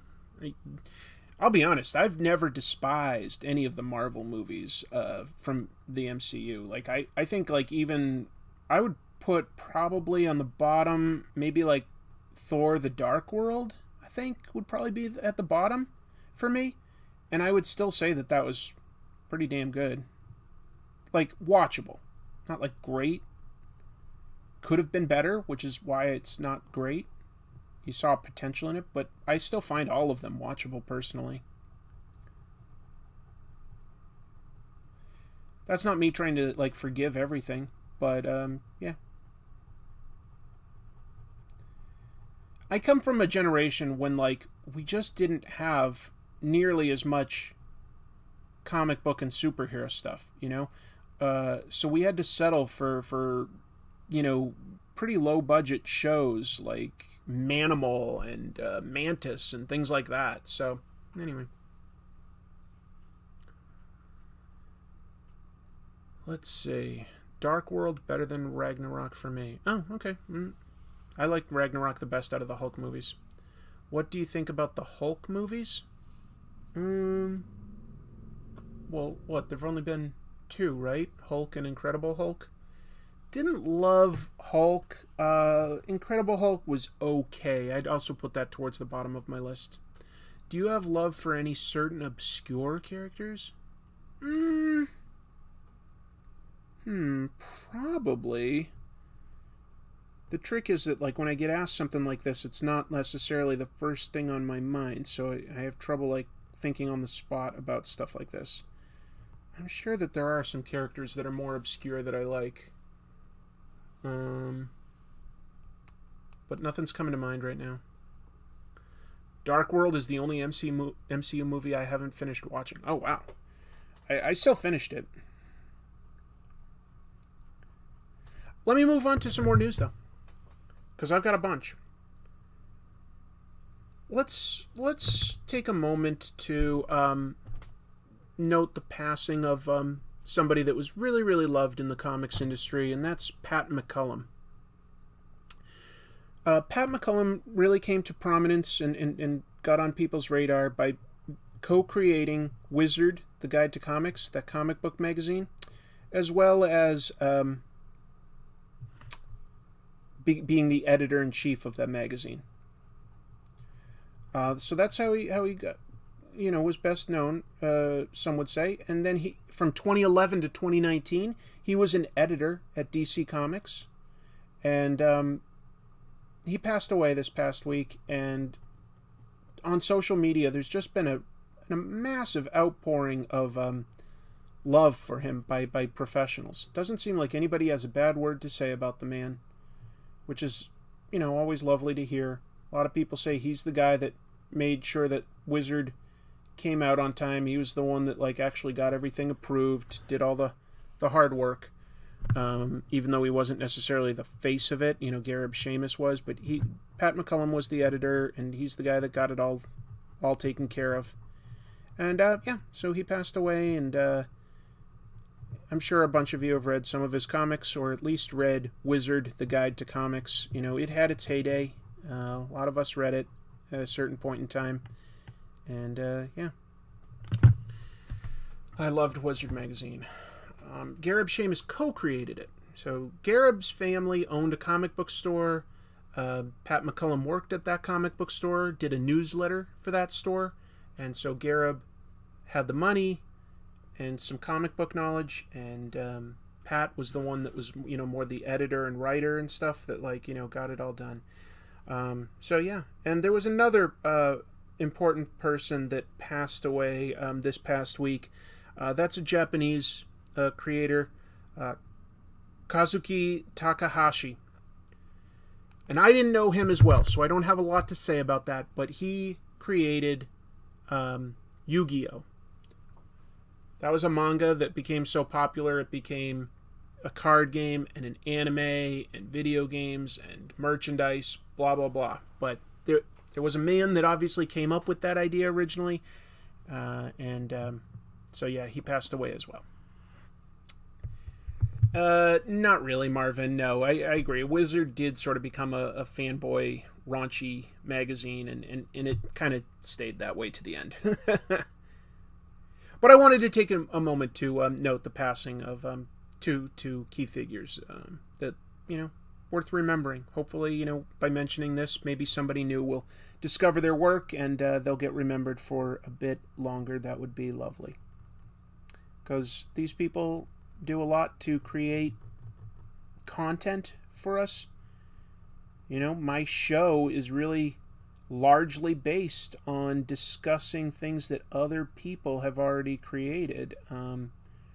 Obviously, I'm capable of creating a little bit myself, and I do, but, I'm doing reviews and analysis, and couldn't do that if other people weren't coming up with the creations. So I'm very grateful. Let's see. Thoughts on Transformers 7 coming out next year? I haven't heard anything about that. Let's talk about the big news that I had in the episode's description. It's time.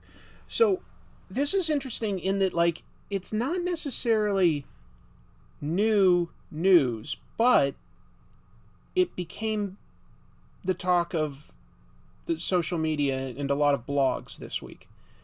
And what that is specifically is that there was a post on Reddit 2 months ago, just to be clear, on r/VFX, where an anonymous person allegedly has worked on a lot of the Marvel movies and had some interesting comments that really blew up on both Reddit and got featured on a lot of blogs. Specifically, this is what the person said, okay?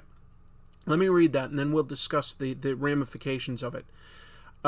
This person wrote, quote, "Marvel has probably the worst methodology of production and VFX management out there. They can never fix the look for the show before more than half the allocated time for the show is over. The artists working on Marvel shows," he keeps saying shows, I think they also mean movies. "The artists working on Marvel shows are definitely not paid equivalent to the amount of work they put in. I think that that's common for a lot of VFX artists. But anyway, the charm for working on a Marvel movie is way overrated now, and I would rather be happy working on a TV series after decades and decades of this. Sorry, but had to get it off my chest. And there were some other people that were allegedly people from the VFX industry that commented on certain things. So it's mostly their argument is that Marvel will want maybe say 3 ideas for how a character could look for a movie, okay? That's a hypothetical. They might do that for, like, say, Black Panther or Thor, etc. And they'll have people, like, develop sort of the animatics and maybe, like, slightly more rendered versions, but they don't, like, say, okay, this is the idea, put all your effort on making that look good. So they're wasting all this time until they're, like, about halfway through, and then they're like, okay, we need to choose one, we're going to go with that one. But they need to just have, like, I don't think that they're giving the directors enough leeway and enough control to just determine this is going to be the look for the movie. They're waiting, and they're having sort of, like, their production people have their say and go, like, no, I think we want to, like, update that to, be based more on, say, this popular run or something like that. So we'll see. Is that true? I don't know. These, there's no official names tied to this, but it seemed to get enough traction that, like, other people were saying, yes, I work in the VFX industry and that was my experience as well.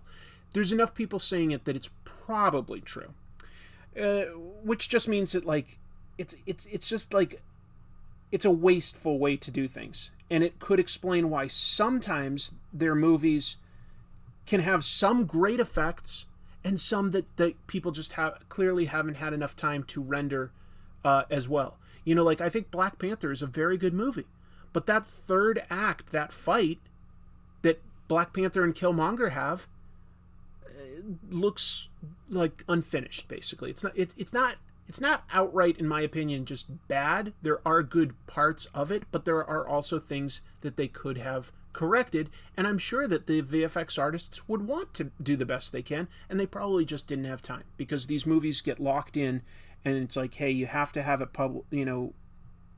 in theaters by such and such a date. So anyway, like, that's the current allegation out there. We'll see if there's anything else in the coming week or two to back that up or refute it. But as of now, that's what it seems like. There's a lot of people saying, yeah, that's the case. That is true. This is the stuff that leads to action figures and toys being inaccurate because of concept art. That's true. Sometimes you'll see that, like, an action figure doesn't quite look like the version you saw in a movie, and it's because they based it on, like, the early ideas. Like, they had to get it into production at a certain time. But the movies are, like, waiting longer to, like, lock in that look. They're waiting too long to lock in the final look. And so that leads to, at the end, like, sort of a bit of a mad rush to render everything. Not good, if true. Not good. Corridor Crew talked about Black Panther. Yeah, short on time and poor art direction. And I think that, like, the director of Black Panther, Ryan Coogler, is a great director. I liked Fruitvale Station. I liked Creed. Creed has an incredible oneer, like, where the camera is rotating around a boxing match, and it had to have used some effects, but it doesn't look like it's effects. So, Coogler, I think, has a good eye for some of this stuff. It's just, there's only so much time for these people to get their work done. So, yeah. Nobody wants to make a bad effect. It's purely down to how much time is left. It's not that they don't know what they're doing necessarily. It's like when you're dealing with a whole effects team. It's that sometimes you run out of time. That's the only reason something isn't, like, looking good. Anyway, it's a bummer. I love the Corridor Crew channel, by the way. That is a fantastic YouTube channel. Is it Saturday? I think it's Saturday. They release a video where they react to some movie special effects. They talk about, how they might have done it. or they talk with like, an expert in the field and ask them specifically questions on how they accomplish something. Sometimes it'll be like really old movies too, which is interesting, or, something from the 70s or 80s and talk about like, how they accomplish something with like, not CGI technology. And sometimes they talk about why a CGI thing looks good and why it looks bad. It's a really interesting channel, and it's funny too. It's a really likable group of guys. I like that channel a lot. Thanos looked fantastic. Well, but here's the thing. Did Thanos look fantastic at the very end of the post-credit scene in Avengers 1? No, because they hadn't quite locked in his look. And even when you look at Thanos in the Guardians of the Galaxy movie versus Avengers, they've updated that a little. Or look at how the Hulk looks in The Incredible Hulk versus how he looks in Avengers 1, Avengers 2, and then Endgame and stuff. They have more time to develop these things. And so, like, people are looking at something like the trailer for She-Hulk, and they're like, oh, I don't think She-Hulk looks good, but Hulk does. Well, they've had, like, over 10 years to develop the Hulk's look. They've got a lot of stuff there. The She-Hulk might not be perfect when it comes out. I'm going to wait and reserve judgment until it comes out. But I do think that even when it's not perfect, you do get used to whatever the look is. Was Yoda perfectly convincing in either The Empire Strikes Back or something like more recent like Phantom Menace? No, but you get used to it. It's not always good, but you get used to it, and you can enjoy the story usually. Yeah. Remember the Cats movie. Unfortunately.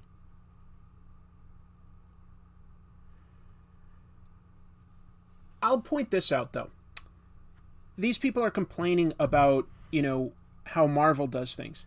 And maybe Marvel is a more egregious offender than others, but it's also a little easy to target Marvel since they create 2 to 3 movies a year versus, like, how many tentpole movies, though, do each of these studios make? They make a lot, but they're not all in the same franchise, so you're not necessarily judging, Jurassic World the same as you're judging, The Mummy or something like that. But, ultimately, it's like one studio, like, they all do rush their VFX artists. And there probably should be more unionization to protect those people, because it's also just like the video game industry, the infamous crunch time, when a deadline comes up and they just start working people in video games like around the clock to get it out on time. They do that kind of stuff in movies too, but they all do it. Marvel is, I'm not saying Marvel's right. I'm just saying that they're also like a bit of an easy target because they come out with so much content under the same banner. Just something that like movies in general need to like watch out for and take better care of their people.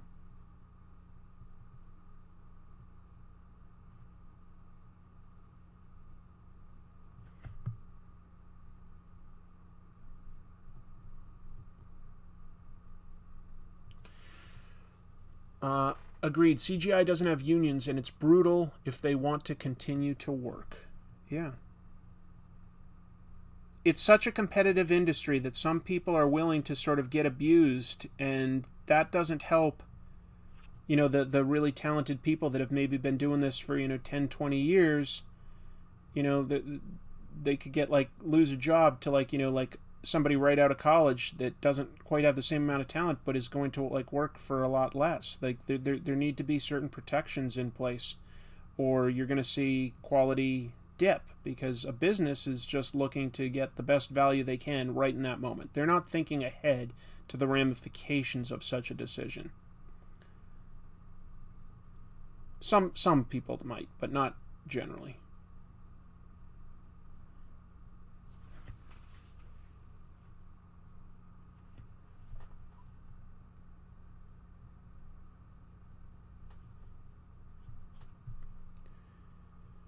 An interesting discussion, at least, I think. We'll see if anything changes in the next couple of years. That's not going to be an immediate, thing that gets fixed fast. That's for sure. It's going to take a while. We can be hopeful, though, right? Try to be hopeful.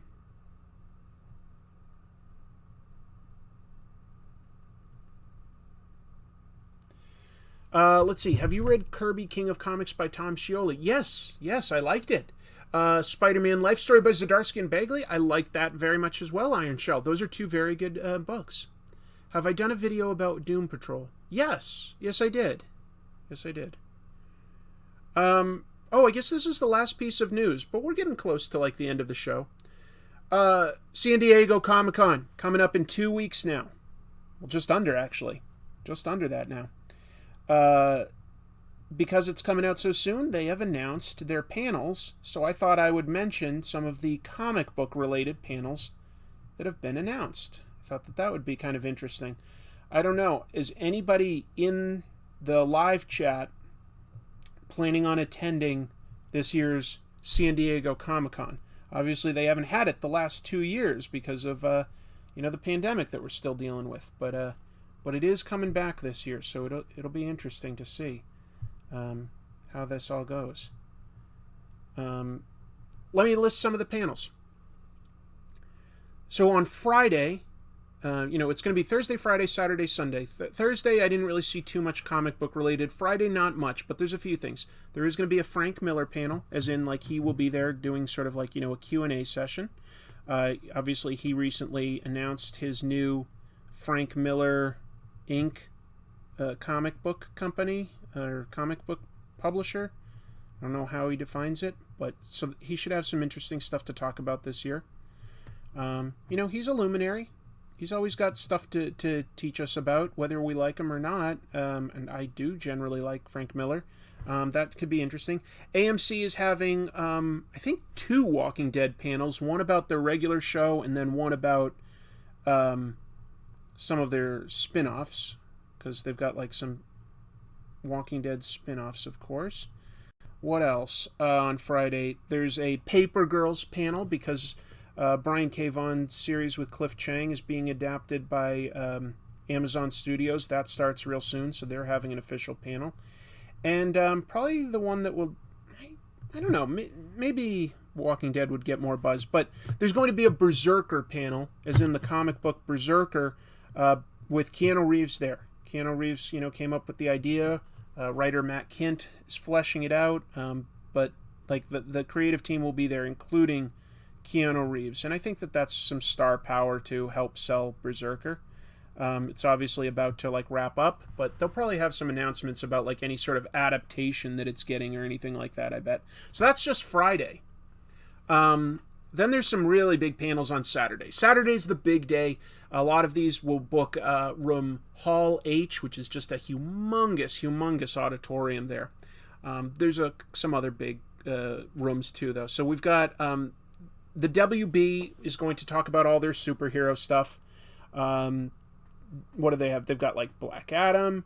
They've got Aquaman 2. They've got The Flash. They've got to talk about it there. They've got to talk it up. We'll see how that goes over. But they've got a lot of superhero stuff to discuss. So they'll be talking about all of their upcoming ideas and big stuff. And I think that The Rock is going to be there. I think Zachary Levi from Shazam, because Shazam 2 is coming out, they'll be there. You are going to New York Comic Con, Cheesier? Yeah, I'm planning on going to New York Comic Con too. Let's see. What else is there? Marvel is having a panel at San Diego Comic Con hosted by Kevin Feige, and they've just said some surprise guests. So I think that we can reasonably expect that, some of the upcoming movies that they have will be represented. Probably like Black Panther 2. What else is coming out soon from Marvel? I'm totally blanking all of a sudden, like what they've got. Captain Marvel 2. I wouldn't be surprised if they had the actors for that. Maybe She-Hulk, for instance. Maybe Daredevil. It's just a guess, but I wouldn't be surprised if the actors from some of those things were there in attendance. So that's going to be a big one. Fans go nuts seeing those actors and stuff like that. Let's see. Ant-Man 3. That's true. Ant-Man 3 is getting...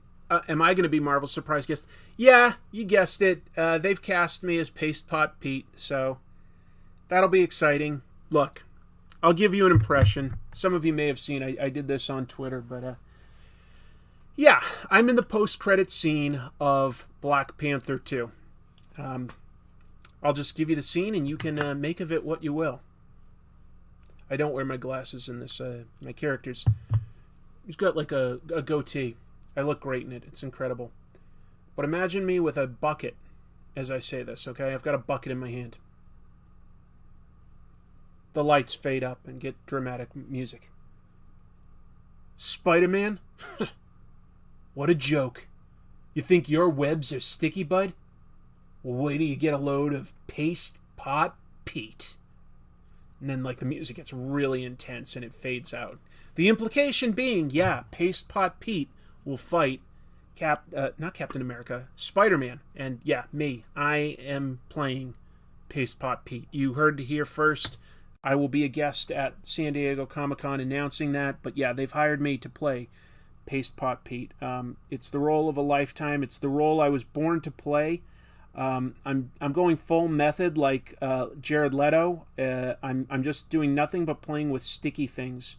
Anything that's sticky. We're talking tape, glue, the back of adhesive stuff like screen tones, zipatones for comics. Anything that's sticky. Yes, that includes bodily fluids, but I won't get into that preparation. Yeah, I'm playing Paste Pot Pete.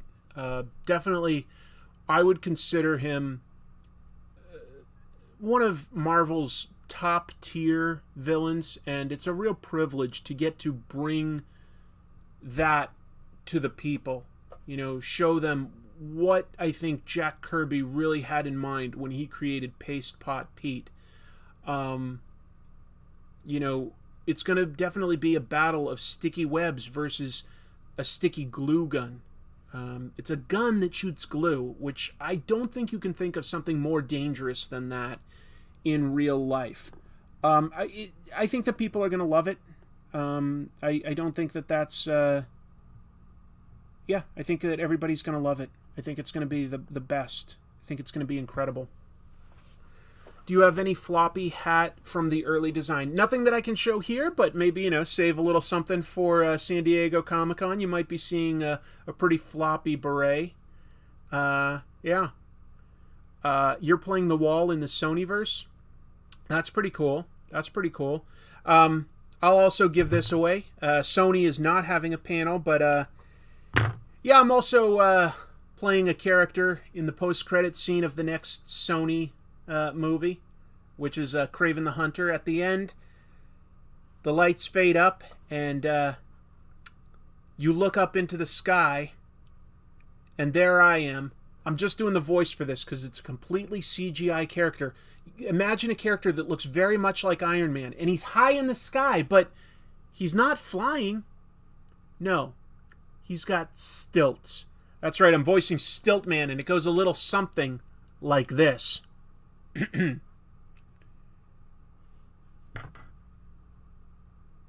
Hello, Kraven. I'm not sure how I got into this universe, but I think it has something to do with Spider-Man. I think we should team up. Yeah.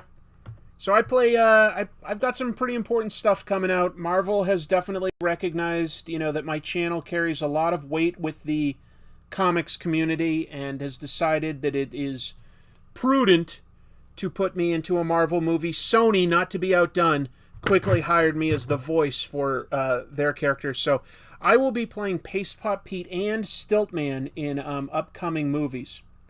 Both involving Spider-Man, apparently. That's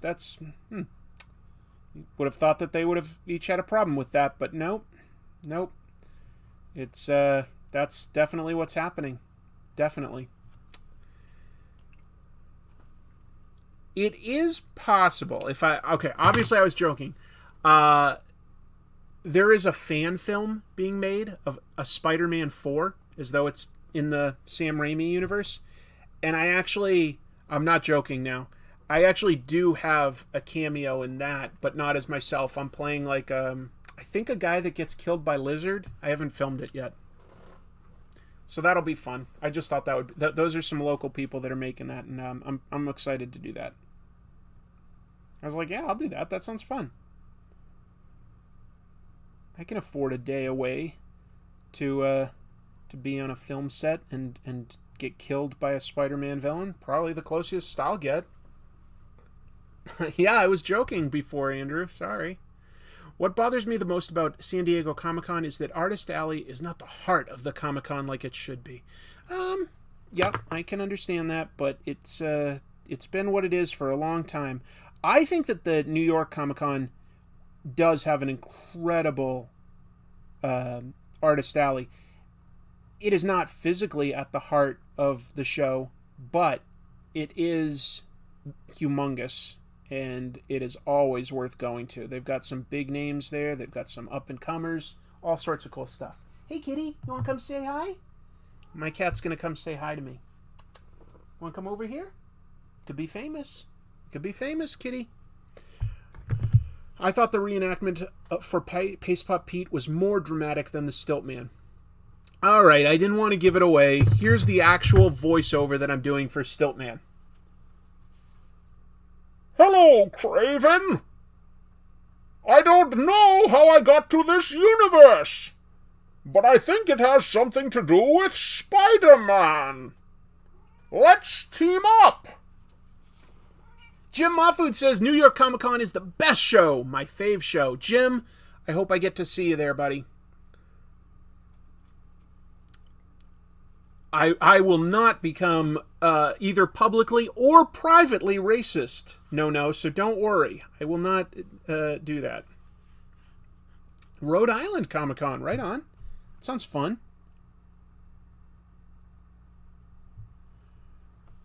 I'm Stiltman. What do you think? It's a completely original voice that I came up with and has never been used in comics before. Let's do it. Let's go. Let's go. Porcelain Pot Piers. That's me. That's my new... That's what I'm going to sign things as. If you want to get a photo taken with me and then have me sign it, I will sign it Porcelain Pot Piers, because I'm going to completely inhabit this role of Paste Pot Pete. You will believe that a man can make paste. Digging your drawing. Thank you. I'm taking my time. I'll probably work on this next episode too, and see if I can keep developing it. I'm really taking my time because I don't want to make a big mistake. I've already made a couple little ones, but that just becomes style, I guess. You can't do anything perfect. I'm gonna have to get some new pens for next week because these are kind of dying on me. These are dying on me. It's Stilton time. I'm going to Fan X the Salt Lake Comic-Con this September. Chris Evans as Human Torch and Captain America, and Comic Tropes Chris as Paste Pot Pete and Stiltman. Yep. Hey, what can I say? There's some other panels at San Diego Comic-Con. Let's see. The X-Men animated series is going to have a 30th anniversary panel. There's going to be a Sandman panel, because of course that's about to become a Netflix TV show, which, what's his name? Neil Gaiman says that it's very, very loyal, by the way. Very loyal adaptation. He said he really waited and took his time until they felt that they could do it right. So hopefully that's true, and Sandman gets its justice, because that's an important comic, obviously. Literary type of comic. What other panels are there on Saturday? Image's Massive Verse will have a panel. Kyle Higgins, Ryan Parrott, some of the other artists and writers. So we're talking, Radiant Black, Rogue Sun, that stuff. All the characters that are in that shared universe, the creators for that are going to have a panel. So that's pretty cool. That should be fun. What else? Vincent D'Onofrio will be at the Salt Lake Comic-Con. That's great. What else? Top Cow is having a 30th anniversary panel. So Mark Silvestri. Oh, look at that. Steve Sorensen says, listen to Japan's X-Men animated series openings. I have, but Steve's right. Jesus, another of these bots. I'm going to report that one, and then I'm going to block it. These are all new people saying the same stuff. There. Sorry about that, folks. I'm really sorry. Hopefully I got that fast enough. Hopefully Sandman gets more than one season, since Netflix has a trend to cancel good shows early. Boy, you're right about that, Daniel. That's the one thing people should be worried about. The bots have returned, yep. My Paste Pop Pete news was brought him, yep. Jim Lee and Wildstorm is having a panel. Kevin Eastman is having a panel, co-creator of Ninja Turtles. There's a panel called DC Comics Are Fun. That'll have people like Becky Cloonan and Daniel Warren Johnson and some others talking about their DC Comics. Oh, and a returning, very popular panel. Mark Evanier's Quick Draw. Mark Evanier gets some artists on stage. The people, the audience, it's kind of like an improv thing. They get to shout out what those people should draw, and the professionals have to draw live in front of them, timed and stuff like that. That sounds fun to me. That sounds like a lot of fun to me. The Quick Draw panel. I've never gotten to see one of those live. I wonder if anyone's ever uploaded that to YouTube. Man, Mark Evanier, that's somebody that I should consider trying to interview. He's like a comics historian, but I've also loved his work on stuff like Gru. He's worked everywhere. He knows everyone. There's so much to learn from a guy like that. That could be really interesting. I wonder if he would do an interview. I wonder. That would be interesting. God damn you.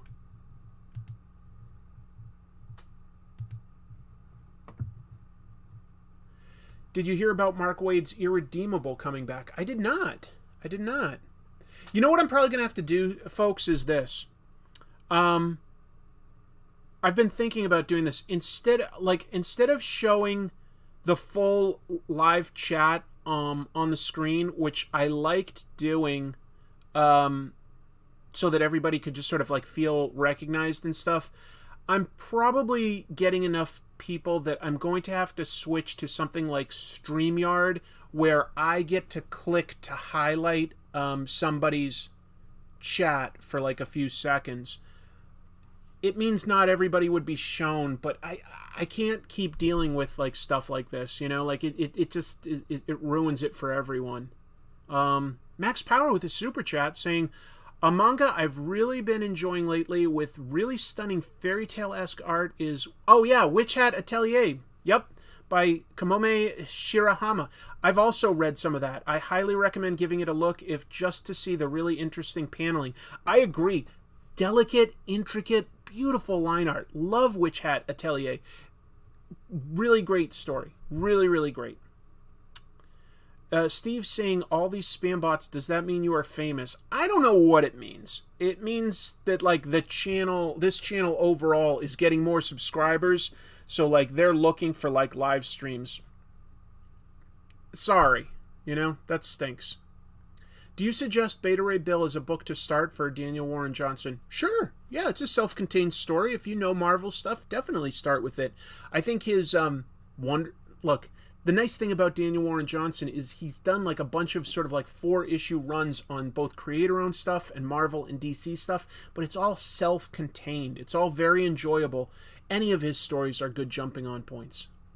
Maybe change the chat for subscribers mode only.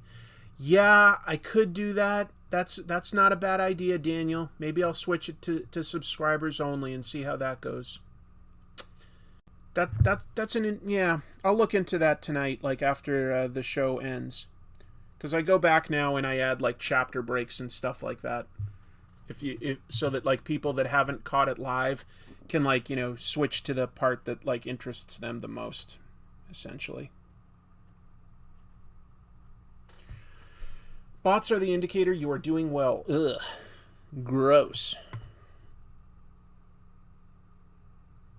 Gross. What can I do, though? What can I do? There's a few videos on YouTube for quick draw with Sergio Aragonés. Oh, goddamn, do I love Sergio Aragonés. I think I'm done drawing for tonight. We'll see if there's any other questions or anything like that. Again, look at that gorgeous original art that I got today by Katsuhiro Otomo. If you guys haven't read, I love Akira, and I made an episode about it that I'm very proud of, that did fine, but didn't do like gangbusters, and I was extra proud of that because I got to record that in the YouTube studios in Tokyo. It's a really beautiful studio that has like, I chose the one with the window behind so that you could see the Tokyo Tower behind me. I was pretty pudgy at the time, I'm not going to lie about that, so I don't love that, but it's a video that I feel like I did some good analysis in that one, and I'm really proud of it, and it was just really... It felt like an accomplishment to me that I was allowed to record in YouTube's official studios in Japan. That was really nice. Do I finish my drawings offline? Generally no, Fernando, because I pretty much am just doing this as practice. They're not intended for anything, but this is one I'll come back to. If I can do a good job with this specific one, it might become an actual cover. So we'll see if I can do a good enough job. We'll see. I don't know. Otomo is the Grandmaster. I got to see some Akira original pages when I was in Japan in 2019. Mind-blowing stuff. Jim, I was there too. Yeah, 2019. I went to that, I don't know what you'd call it, but I mean, it was essentially a gallery show that had a lot of his original art there. God, that was gorgeous. I loved that. Took some photos and video. I might have uploaded some of that to my, yeah, I think on this channel, my video that's like the top 10 nerdy things to do in Tokyo, I think one of them does talk about a particular mall and talks about how it has a gallery downstairs, and I think I show some of my Akira video from that. Yeah, Akira, The Art of Wall. I just wish I'd taken a picture sitting on the Akira throne. I didn't know you were allowed to sit on that. I found that out later. I took a picture of it, but I didn't know I was allowed to sit in it. I would have loved to have taken a picture of that and done like an intro or something like that. You remember that Akira episode? Thank you. Yeah. God, I miss Japan so much. Still can only go as part of like package tours. You can't go as like an individual yet. That's what my wife and I want to do because we've been there a bunch. I don't want to go with a guided tour. That would not really be that much fun for me. You have a throne pic, Jim? Where'd you share it? Is it on like Insta? I'll have to go until... Boy, I'd have to dig back pretty far to find it, but it might be worth it. I'd like to see you on that throne. There's so much I miss about like that I like there in terms of like...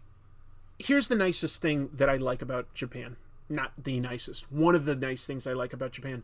There's so much respect there for comics. You know, manga. But there's so much respect for the artists because you have their art shown everywhere. You know, you'll have billboards advertising, you know, sometimes it's for anime or games based on the manga, but sometimes it's for the manga itself. When I was there in 2018, they were doing some construction, and each of the boards, just to beautify them, had like panels from famous manga art on it, just to look more pretty. It's online, good. Limited to guided tours, yeah. You used to live in Osaka. Oh, beautiful, B-Tribble. I haven't been to Osaka since the 90s, and so if I go next time, what I'd like to do is spend half the time in Tokyo, because I do like Tokyo a lot, and half the time in Osaka and Kyoto. So I would like that a lot. I really miss it. You know, so in terms of conventions, I'm not going to San Diego Comic-Con. I did get asked to host a panel on YouTubing and comics, but it didn't include like getting flown out there or anything, and it was just too expensive and too last minute. If I was already going, I absolutely would have agreed to do that panel. That sounded like a lot of fun. It was nice that I got invited. But yeah, it was too late. But I am planning on probably going to the Emerald City Comic-Con. That's, I think, in 2 weeks. Maybe it's just 1 week. It's... Oh, wait, no, it's longer than that. I think it's in August. It's in a couple weeks. It's in August. I'm going to go to the Emerald City Comic-Con because it's in my backyard. I'm here in Seattle. And then I'm going to go to New York Comic Con this year. I've got my tickets for that, so that'll be nice. Osaka was great. I did a signing at an awesome store there called Crossover. Okay, if I go back to Osaka, I will go to Crossover. Thanks for the recommendation, Jim. It's fun to talk about like that stuff because I had such a good time there. But obviously, I'm just sort of rambling at this point, folks. You've been very kind to stick with me through this show. Hopefully, you got something out of the comic book recommendations. The one I recommend the most strongly is Saga. I'm just looking at what I reviewed. And in terms of comic news, thanks for your input on things like the Marvel VFX story. And you've now heard my epic poop story. And of course, I did the Sprite challenge and utterly failed. I think I got 3 or 4 huge burps out of that. I don't know how people do this. Did anyone else out there try this one? To chug this and then not burp? I don't know how you can do it. I don't know. It's time for dinner for me and to work on the next Comic Tropes episode. I'm not always sure which one I'm going to lock in for like another day or two, but I think I'm going to be doing a funny episode, an episode on kind of a funny Silver Age story. My sister says, please no more poop stories. I don't have any more, so don't worry. Anyway, thanks everyone for your support, for being here. I appreciate that. I know not everybody can do super chats, and that's totally fine. Really, just being here is all I need from you. It means a lot to me. But if you're able to hit things like and subscribe, that also really helps the channel. It recommends it to new people, and that's what I need to grow. Thank you, everyone. It was the highlight of the episode. Good. Everybody, have a great week. You'll see me before I see you because there'll be a new Comic Tropes coming soon. But hopefully I see you all next week. I'm excited. Just think, in 2 weeks when we do this show, it'll be past the San Diego Comic-Con. There'll be obviously a bunch of news that breaks there. So in 2 weeks, that show will be packed with comic book news. Thanks, everyone. Keep reading comics. And now there's that awkward moment where I'm hitting end stream. But we're done. We're done.